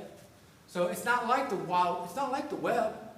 I mean, imagine if every single web server had a different protocol, right? There wouldn't be the web, right? Your browser wouldn't work. You know, you would have a browser, and you'd only be able to talk to a company that had a web server that talked to that browser. So that meant, as a vendor, that means, oh, I got to have 5 different web servers for the 5 major browsers. And I got to have an infrastructure that routes all that traffic specifically. Doesn't scale, doesn't work, forget it. Go back to old school, it's cheaper. So protocols right now is a big issue. So everybody's trying to work that piece of the puzzle out, okay, because they're all, you know, realizing, well, you know what, we should play together. If we don't, we're all going to die. Yeah, I think you're right. But I ain't changing. Are you going to change? No. Okay, well, let's make something in the middle. Okay. So that takes a while, and it's happening. It's happening at the international standards forefront, W3C, which controls all of the web standards. They're coming out with protocols that allow the interchange of machine blockchain A to blockchain B, okay, called WebAssembly. Okay, I won't go into that, but that's one solution. And Intel just came out with a product, more than a product, a platform, a technology, a protocol called Transact, and it's basically write it once. Their focus is like Java. It's like, okay, well, if you just write it to Transact, you know, within the Transact framework, and it supports anything, any language you want. We don't tell you got to be Java, or you got to be C#, or you got to be Python. You can do whatever you want because we have an API for that. So you write what you want, and then it all comes in, gets normalized, and then it gets to go out to the individual blockchains. Okay, we like that. Okay. And stakeholder wars, right? So, combining Fabric and Sawtooth, well, why? Okay, well, Hyperledger, smart contracts, plus hemp chain protocol adapters, and Sawtooth transaction processors. So in this Sawtooth, in the Sawtooth blockchain, the heart of it is, well, every one of them has a node, and that's sort of like the heart of the blockchain, right? But then it's like, okay, so that's the processor, right? But it's like you gotta do something. You gotta get something in, get something out, and make intelligence out of it. So for Sawtooth, they call it transaction processor. So you write a transaction processor to do whatever it is that you want to do. It's the equivalent of a smart contract, a little program, right? So you write your little program in that, and then it'll send the transaction, because it knows the protocol for that. Sends that protocol, boom, plugs right into that node, and then that node does all of the blockchain stuff, cryptographic verification, blah, blah, blah, blah, blah, and then writes it and stamps it onto the ledger, the actual blockchain database. Okay? Well, Hyperledger Fabric, right? Its equivalent is called a smart contract, which is the equivalent of this, right? And it has its node, but you write literally called a smart contract, which is a software, same thing, and it will do the same thing and end up on the ledger. So it's just the implementation differences. But again, this is geared towards the edge, the IoT, and when you look at the edge and the IoT, it's far, far more diverse than an enterprise business. Every business I've ever gone into, they're the same. Obviously, they do everything different, but at the end of the day, they're all the same, right? General ledgers, accounts payable, right? You know, order entry, right? So they're all the same. But when you go out into the world, on the edge, everything is different, right? Okay, so that's what we're doing. What does it look like in the architecture? So down here we're using Sawtooth for the edge and the IoT piece. So essentially, these are sensors, these are the actuators and sensors, right? So you can imagine sensors out in a field or wherever, in a silo, or in a processor, in an extraction. You know, when you go into an extraction facility, it's all machines, very high precision machines, right? Temperature, pressure, blah, blah, blah, right? So it's all about sensors, right? So sensors, actuators. Actuators do things. So the sensor reads, oh, the temperature's too high. You need to tweak that knob, lower the temperature. Oh, it's getting too cool, raise the temperature. Okay, actuator. Actuator. Oh, somebody's pulling up to the gate, you better open the gate. Oh, somebody's doing a test. Oh, the test, is it good or bad? It's bad, lock the gate. These are just stupid examples, but you get the idea. Okay, so that's what that's good for. So our protocol adapter sits between that and Fabric. So that the data gets normalized, pushed up into Fabric, into the business network. Then, and this is where the business network exists. So when you look at the business network, right, it's not going to be talking about temperatures and voltages, right? It's going to be talking about dollars. It's going to be talking about things that make sense in the business world. Okay? Account numbers, locations, balances, things like that. Right? So then it moves up into Fabric where the smart contracts live. So that's where then, from here, moves up to here, and then that business logic takes place, and these are business networks. So this is where collaboration takes place between a grower and a processor and a transporter and a cleaner, okay? And the system then, using the smartphone, lets Bob, the transporter, know, hey, I got to go pick a load up tomorrow. Okay, fine, let me dispatch that to Billy. Billy, blah, blah, blah, blah, blah. Boom, dispatches it to Billy. Boom, Billy gets the message. The regulator is part of this. The regulator says, oh, okay, truck 142, driver Billy, yeah. Oh, no, Billy's got a DWI. Tell the boss, no, oh, okay, I didn't know that. Oh, Billy, you didn't tell me. Okay, boom, boom, boom, let me give that to Angie. Angie will do it. Okay, I got a truck available. Oh, I don't got no trucks available. Who am I collaborating with? Oh, yeah, company B, my partner. Okay, let me give it to him. Okay?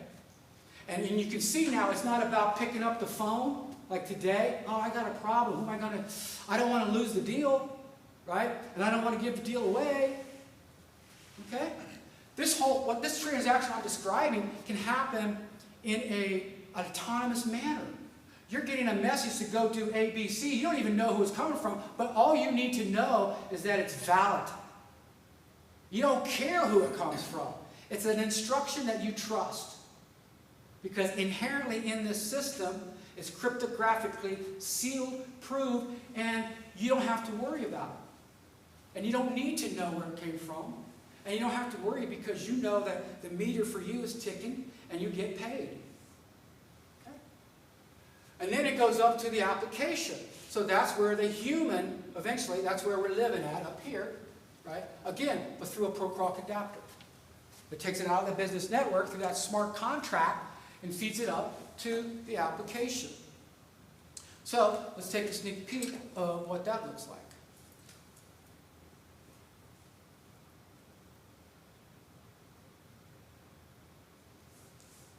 So on the back end, HempChain is effectively ERP, CRM, and a whole bunch of others. But those are the two keys that you need to know, right? So let me log in. Now, is that the standard browser interface there? Yep. Or is that a special client? No, just the browser. Browser interface. It could be Chrome, Firefox, mobile, iPad, kiosk, you name it. And it'll even be voice operated as well. Okay. So what are the functionality right now baked into this? So here's the functionality you get out of the box.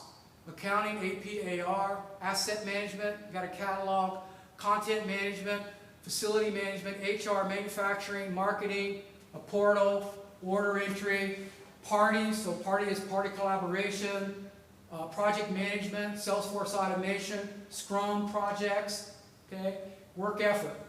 And then each one of those have subcategories. So those are interfaces with existing business systems, or?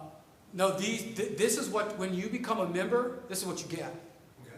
These are the modules. It's functionality. This is the functionality you're going to get out of the box. So those are going to be first-party applications you're going to be building and offering to customers. That's right. And then it'll be tailored. It'll be tailored to, again, this is the back end, and I'm showing you everything exposed. So from the back end, if you're just a point of sale, if you're just like Mary Kay selling CBD, then you're not going to have all this. But if you're very sophisticated, if you're a conglomerate, right, then you're going to have all this. Or a lot of it, but not necessarily everything. You might not want everything, right? And then over here, again, we have the ability to custom integrate, okay?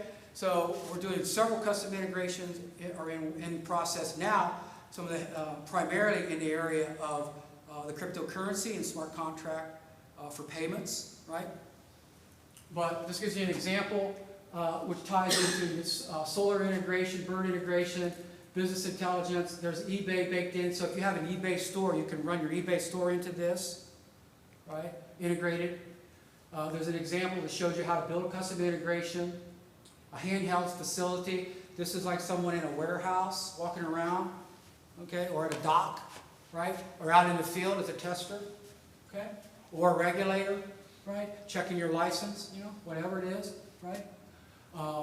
Web point of sale, right, that's e-com, and then web tools. So, and these are all functional today. So languages, it's built for international. So here's the languages that it supports right out of the box.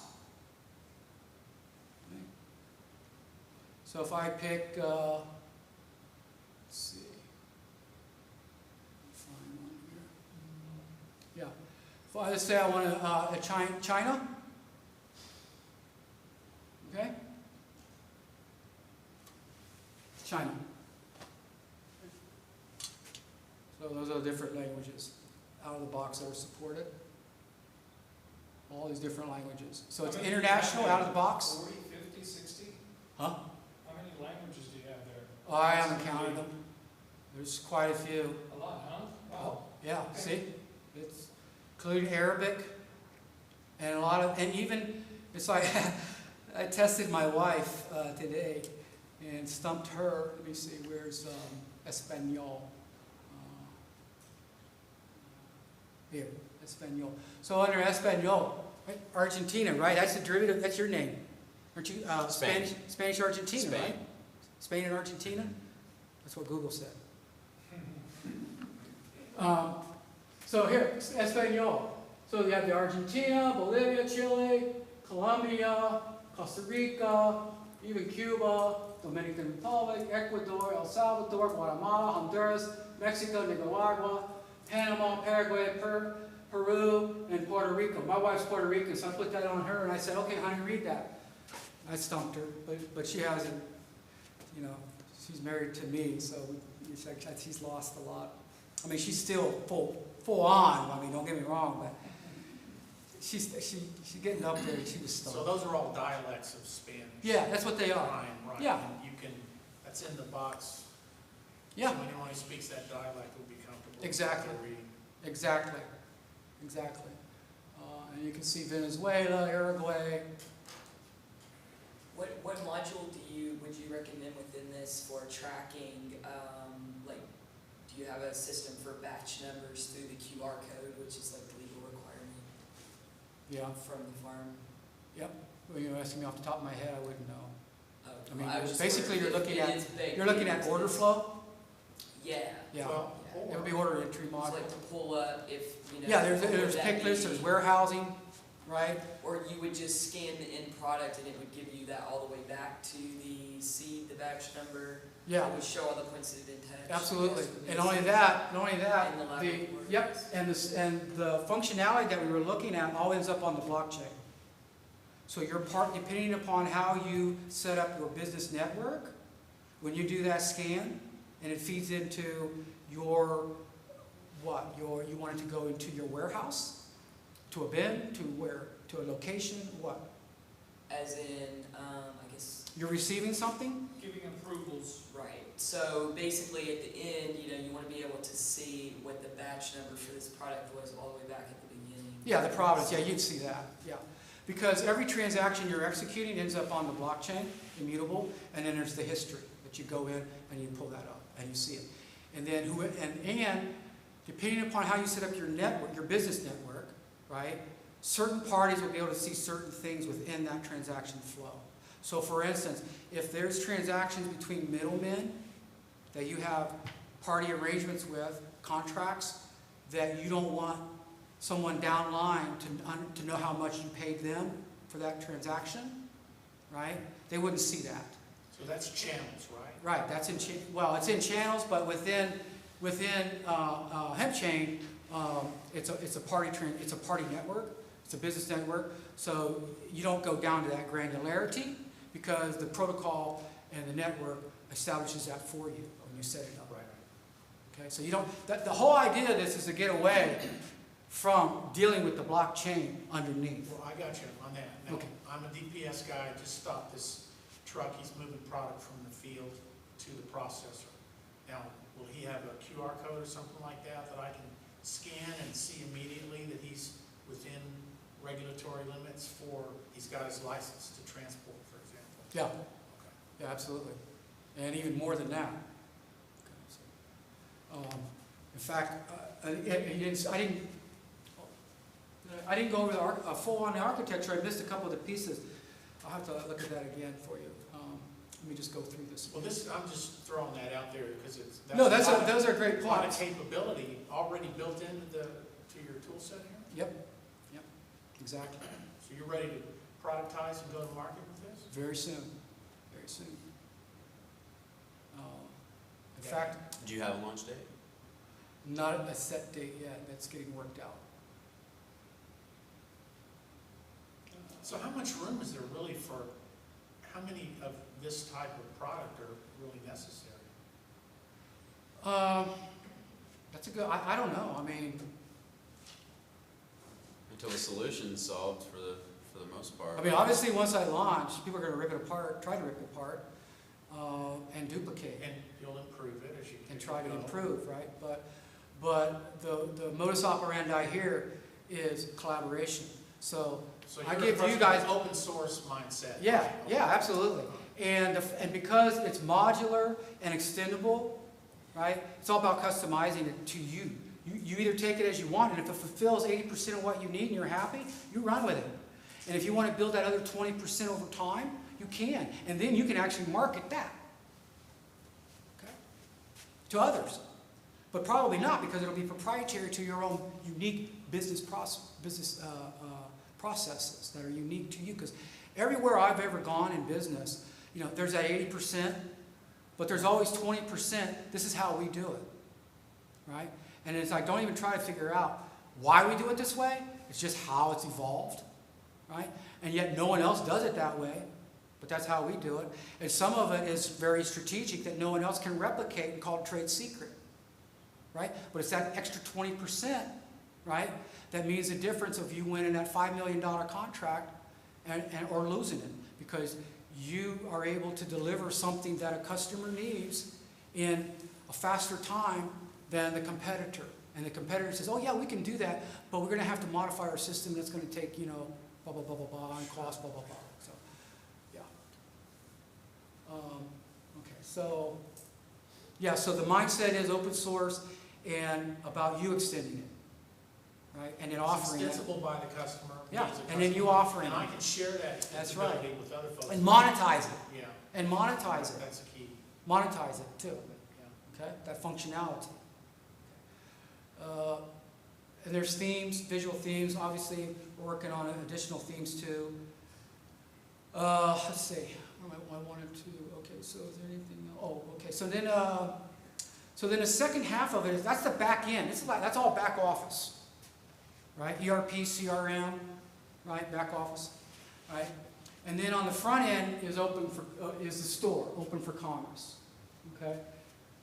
Actual e-commerce portion of it. So we'll log into that. And it's you've seen this stuff before. It's pretty standard.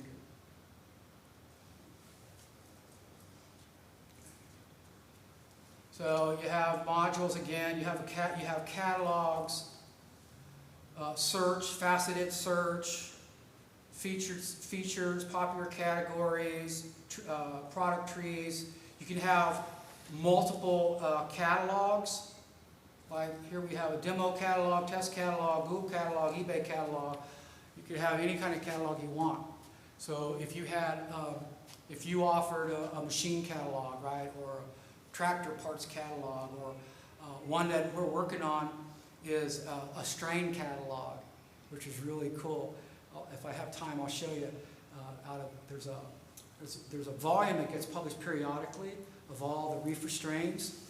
And there's like 100 or more of them, like 303 Kush, like bubblegum Kush. A lot of them, right? And I know these are serious stuff too, because they're genetically tracked. Right, they're still tracking down new. Okay, and HempChain will have all that, okay, which no one else is doing. Okay, we'll just run through this real quick. Of course, the cart, checkout, payment, right? Multiple different forms of payment. We're working on right now integrating in the crypto payment. we're integrated right now first with Coinbase. So you build if you have a Coinbase account, you build do e-commerce with Coinbase and transact with what they carry, which is Bitcoin, Ethereum, EOS, and fiat as well. Well, they call it USD. Bitcoin Cash, Litecoin. Yeah, yeah. So yeah, and then there's categories. I'm up here. Sorry about that. Contact lists, polls, forums, content. There's a content management like blogging. All of that is baked in. You get that all out of the box. So when you join and you become a member, all of this is given to you for free.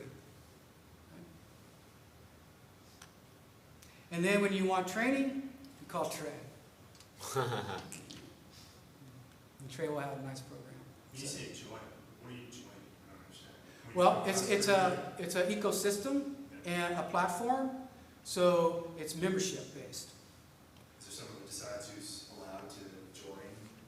Yeah, it's open. I mean, anyone can join, and then Who can write to the blockchain? How does that decide? Oh, everything. It's automatic. It's all going to the blockchain.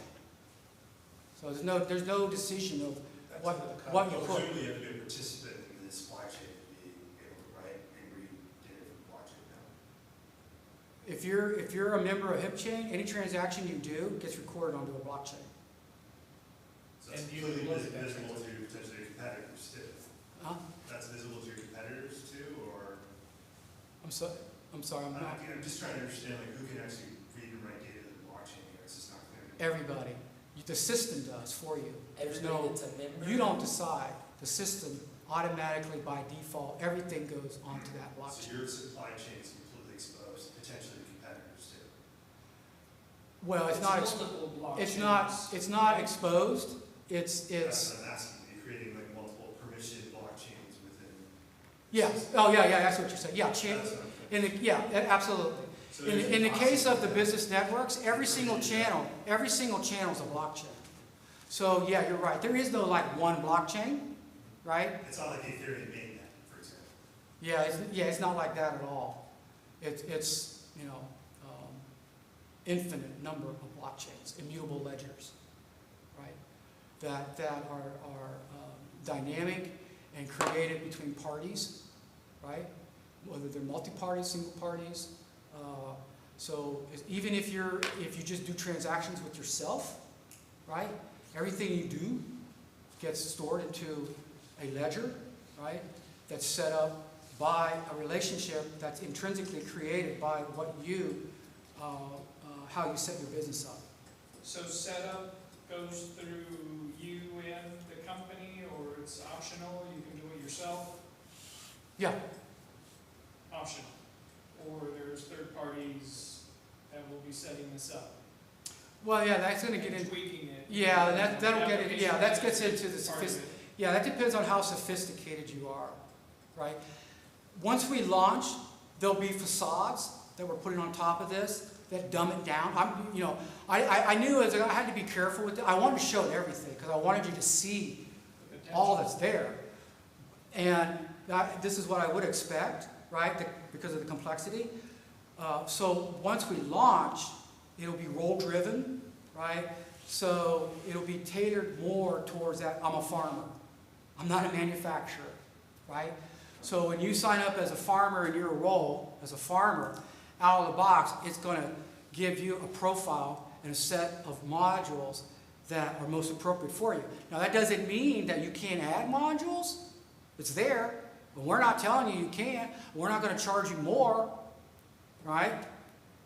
We're going to charge. Somebody's going to charge you if you go and screw it up. I put on this and I don't know how to get back out of this. Well, duh, okay. Then look on the blockchain, look at the catalog, search for somebody, right? Maybe somebody has done that, and they're going to tell, right?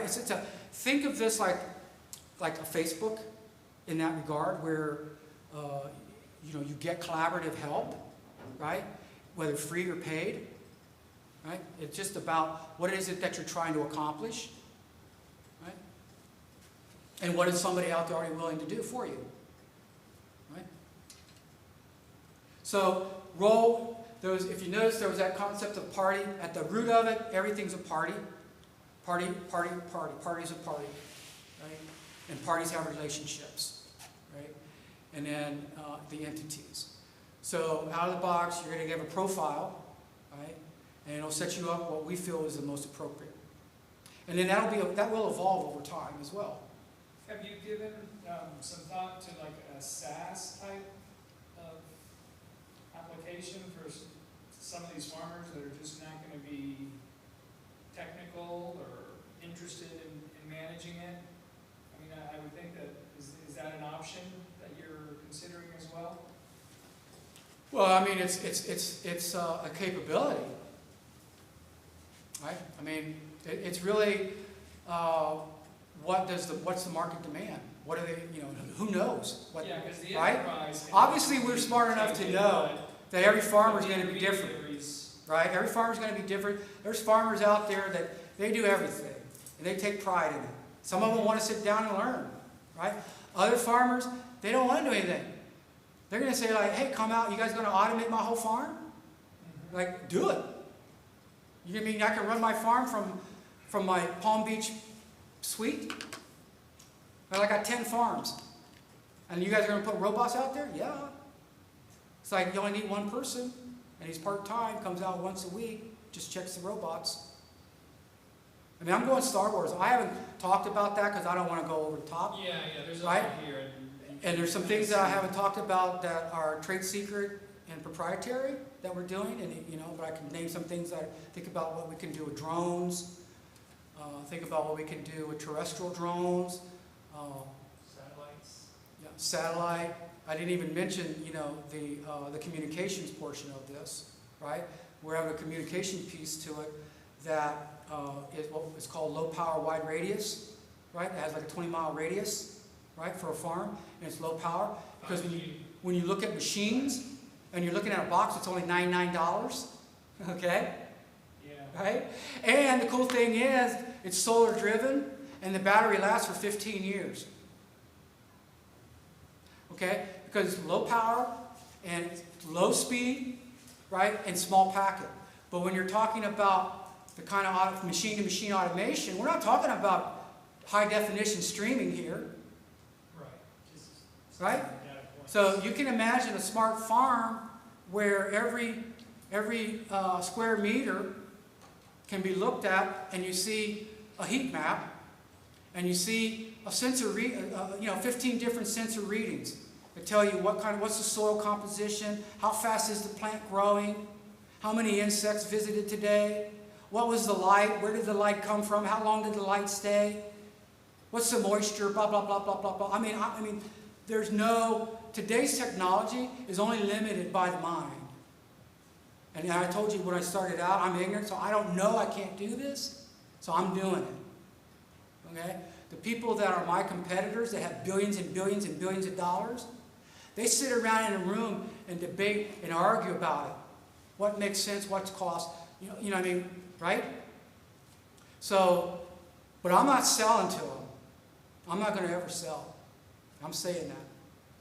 Because I hate that. I get latched on to a great product, and it sweeps the world, and everybody like me loves it, and then some big behemoth comes along and writes the two founders a big fat check, and then they gobble it up, and then I get roasted. I told you, I'm not doing this for the money. I'm doing this so that the day that I lay down, the last time I lay down and close my eyes, I know I'm going out proud that I did something. And it's about empowering people, right? It's about me self-actualizing and building 30 years of this, right? And my stars are aligning. Because I was doing industrial IoT back in the 70s. I was doing high-rises, 65-story high-rises, 1,500-acre college campuses, HVAC, lighting, security, controls. Been there, done it. And I can't believe it's all come back full circle for me. So I am a kid in a candy store. And I'm full stack. When they say full stack, well, I'm way on that. Because I could go down in the wire room, punch down wires, and go up to the boardroom, and then show the board what strategy is happening. And then in the afternoon, go talk to a bunch of programming geeks and talk about what the code we're writing. And then go talk to DevOps guys and make sure that we're getting the right CI/CD and how they're managing the cloud. And oh yeah, you guys doing, oh, you want to learn about microservices? Okay, let me teach you about microservices. Okay, I did a project in 2003 here for the state of Texas, that the state of Texas nominated my project, my work, to the state CIO Awards in Best Government to Business Application Architecture and Design. What did it do? It was a web application that employed artificial intelligence, right, with a dynamic UI, written all in JavaScript and like 1% HTML, right, and microservices, what we're doing today, right, with clusters of WebSphere application servers, right. And what does it do? It's still in operation today, managing over 5,700 long-term care health facilities in the state of Texas. And it's a regulatory application, right?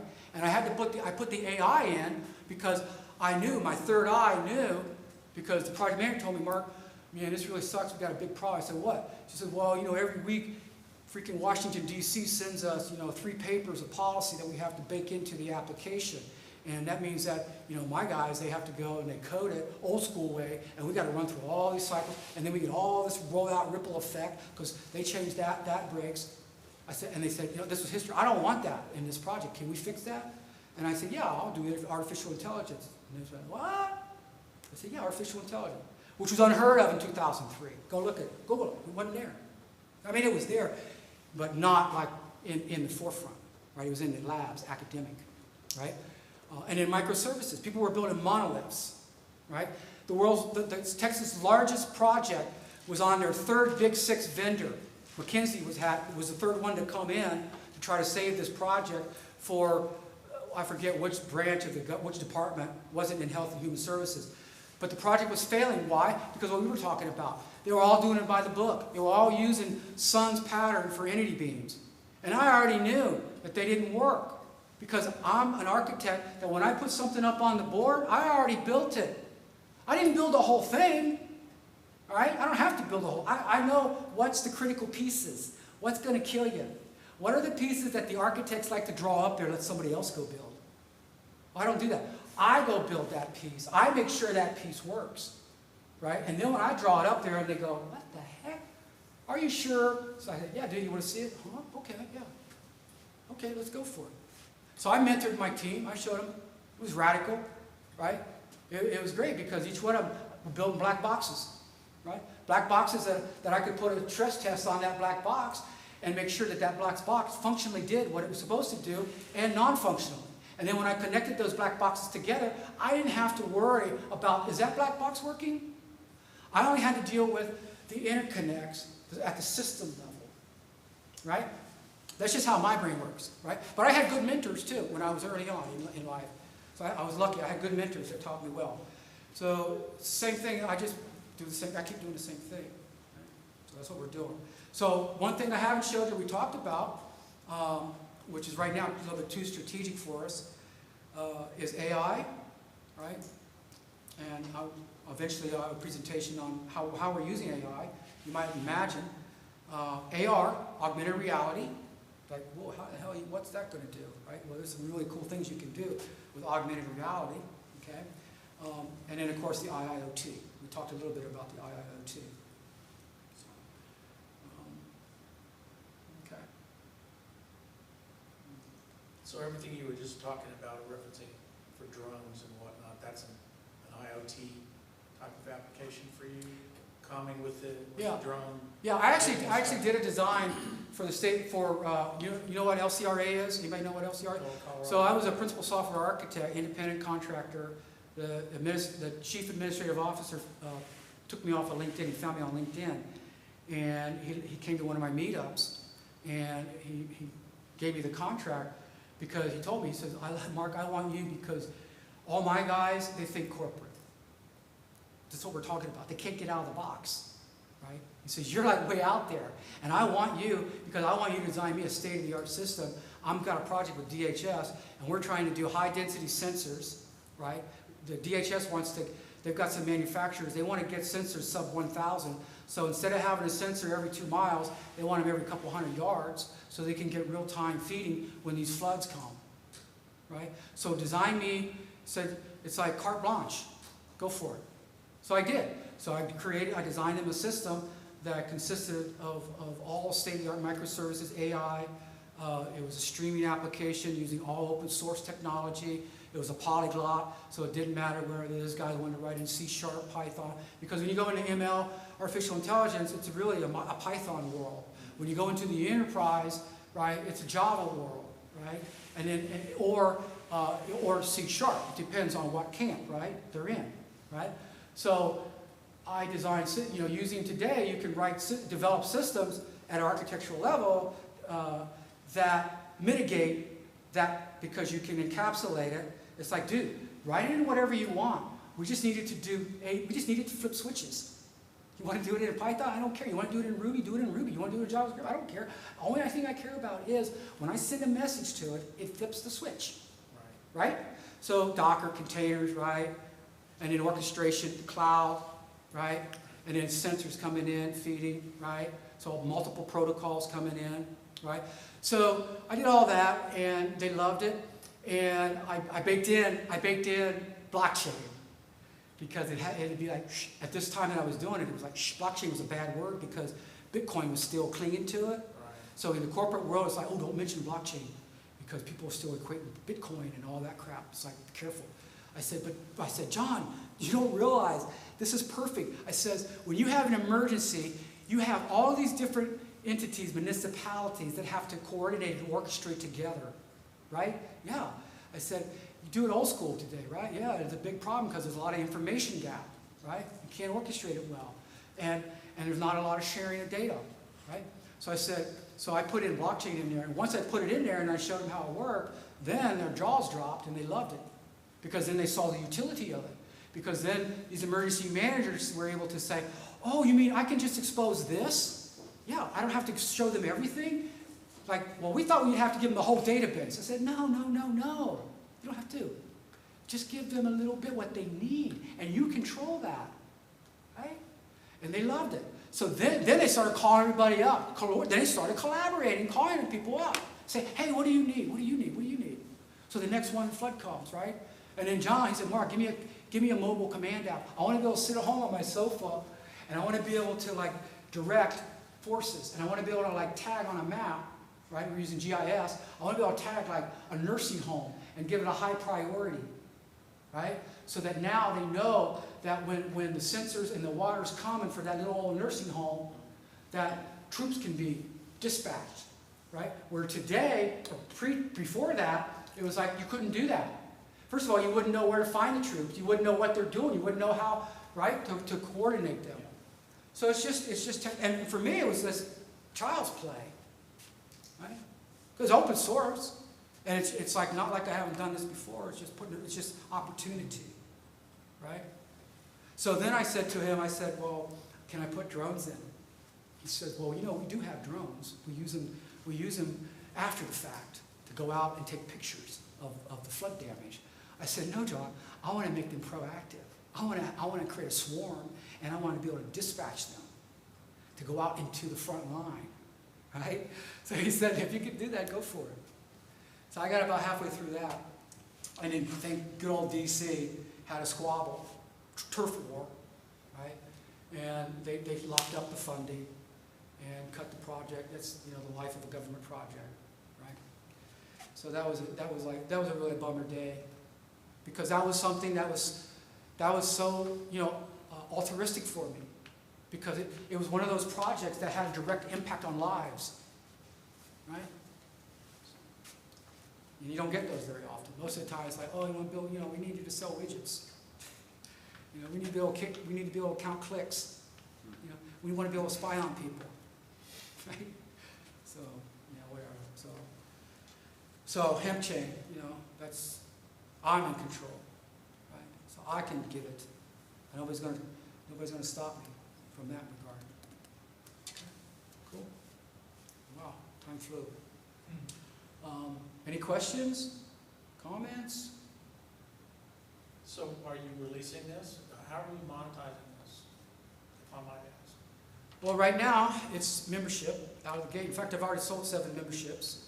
And there's a price per seat? type of thing? Yeah, it's per person, per count, per member. Yeah. So, I mean, my focus is I'm not thinking corporate. I'm not going out and pushing it to Procter & Gamble and people. If they come knocking, fine, because that's just going to help everybody, right? But I'm thinking about, right now, 175,000 farmers in Texas and 2.1 million farmers nationwide, okay? And millions of others that are part of that supply chain. But I'm starting with the farmers. I'm starting with, individuals, people. Right? So, it's going to be a rough road to start out of the gate, right? But I'm comfortable with that. It's like I'm not going to. I'm a perfectionist, and my mentors have told me, dude, it's like you're never going to be successful if you try to cross every T and dot every I. You're never going to go anywhere. You got to just get it out there. At some point. Yeah, and then and so it's like just remember, how do the Marines eat an elephant? One bite at a time. That's right. And you're not going to get everything right.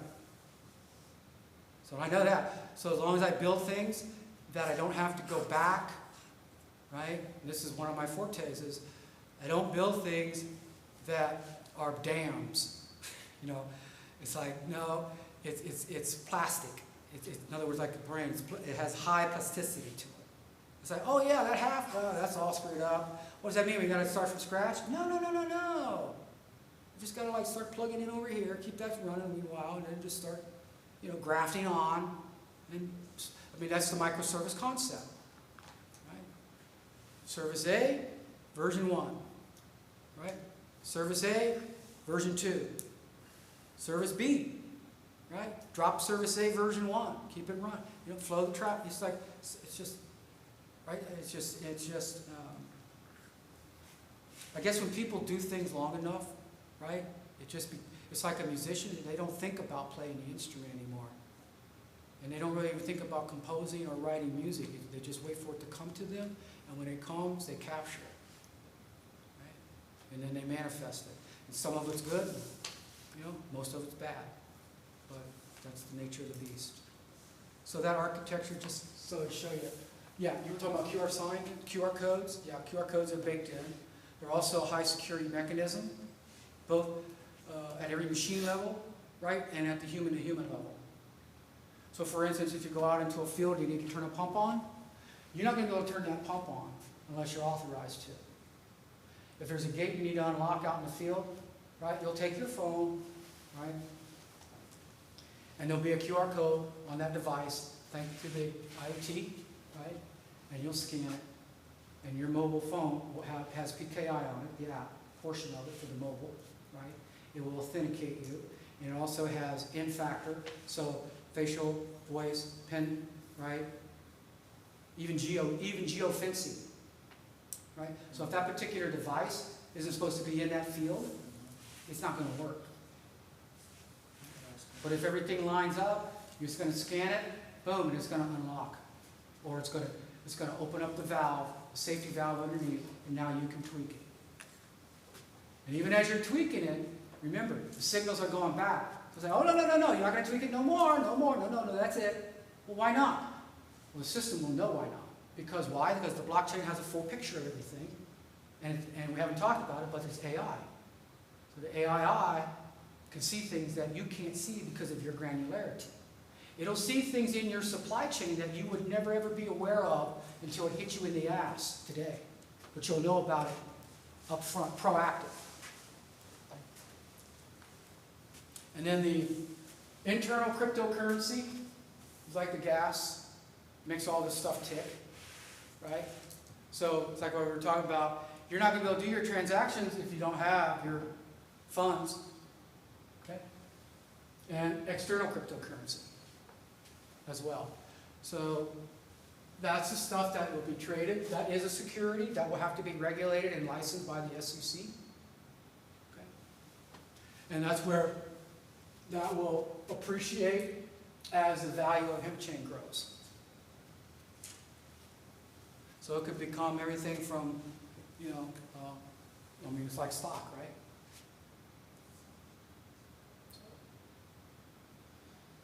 And then security, again, tied in, and it runs through all these layers. That was a lot. I mean, I could probably talk another 2 hours just on hemp and the molecular composition of cannabis and the research, the scientific research, and the history of hemp, right? Which I love the history of hemp. Abe Lincoln said his favorite pastime was sitting on his porch smoking his hemp pipe.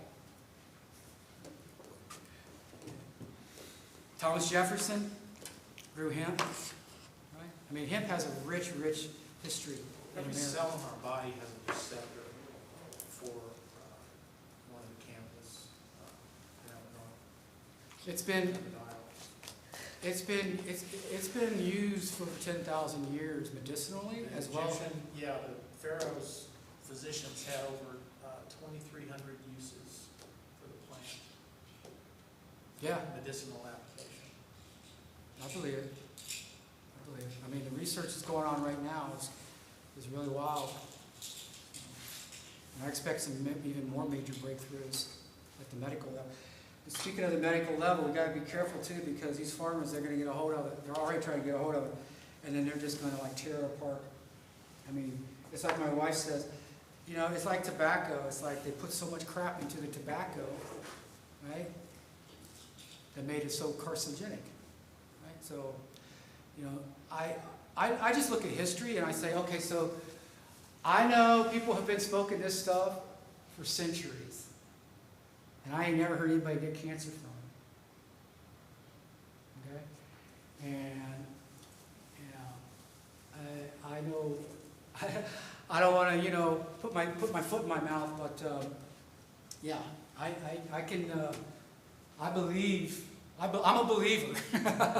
I'm a believer. I don't need science to tell me, okay, what I already know in many ways.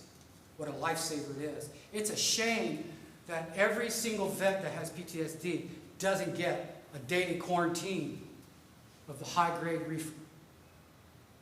A lot fewer of them will be killing themselves. I agree. Great presentation. Right. Thank you. Thank you, Mark. You look tired. Did I wear you out? Well, no, the drive, and plus I have an empty stomach. But tomorrow, what's your availability? I've got to catch a dinner with I've got family actually that lives here. So Oh, I've you got do? Aunt, uncle, and cousin waiting on me. Oh, okay. So I'm going to go and hit some dinner with them. Are you available tomorrow? Yeah. Okay. Yeah. Get me up. Just give me a shout, or I'll give you a shout. Okay. Because when I wake up, I'll be early, 7 a.m. Okay. Well, oh God, damn. I'm not a morning person, but Oh, no? no. Talk to you later. And I've been up a lot. Nice meeting you guys. I got something, you know, I'm trying to work through, and maybe we can talk about it tomorrow. Yeah, yeah. You know. I have a meeting at 10, and that's all that I have tomorrow here. Okay. So, Okay. So, love to hear about it. and then maybe will you be in, could we hook up maybe then after 10? Probably maybe 11:30, 12. Yeah. I'll plan to Oh, get that's here even at better. 1 o'clock or 2. Okay. So you want to leave here by 1 Or 2. Mhm. or 2? Okay. What's the traffic looking like getting out? Is it 1, 2, is that I fine? don't know. I think it should be fine. Okay. Yeah. And it doesn't sound like I mean, traffic's always a killer here, but. So is Dallas, and so I'll be Yeah. going into that too. But I'll be diverting to. I've got a gravesite to visit tomorrow. Oh, So I'm sorry to it's, hear a that. special occasion. So I'll be right around all the Dallas traffic. So Okay. Okay. Yeah. Okay. Well, then. yeah, I'll give you my card too. Trey, it was good Yes, catching up with you you. too, Leah. I'm Leah. Leah. I do the Austin Hemp Meetup and Austin Hemp Oh. Tours. So let's get together sometime. My office is just like 6 and Niches. So, Definitely. like have lunch or something. Definitely. Like that. So you're a retailer. No, so we do work consulting. We do Hemp Business Builder. It's like business consulting, and then we run the Austin Hemp Tours. Oh, okay. So we like bring people. We have both walking and a party bus style. Oh, great. So you're just- well connected. You know, you're got the inside Yeah. scene and that. Yeah, pretty. You know, At for more the like at most a part. grassroots level, huh? Yeah, for sure. We help people connect with farms. I'm from Kentucky originally, Oh. so Cool. I'm pretty good friends with like Mark Shepard at Atalo and Jen Canna and all Oh, those wow. guys, and then I know a few guys in Colorado too, and Oh, okay. in the state, and Dalton and Trey, and some guys that are writing some of the seed law and that kind of stuff. Oh, I so definitely I got want- my hands a little bit in everything. Yeah, no, I definitely want to talk to you too. Yeah, absolutely. So 'Cause I got some ideas on tours. Yeah. that, I'd love to I'd hear like it for sure. See about the vibe.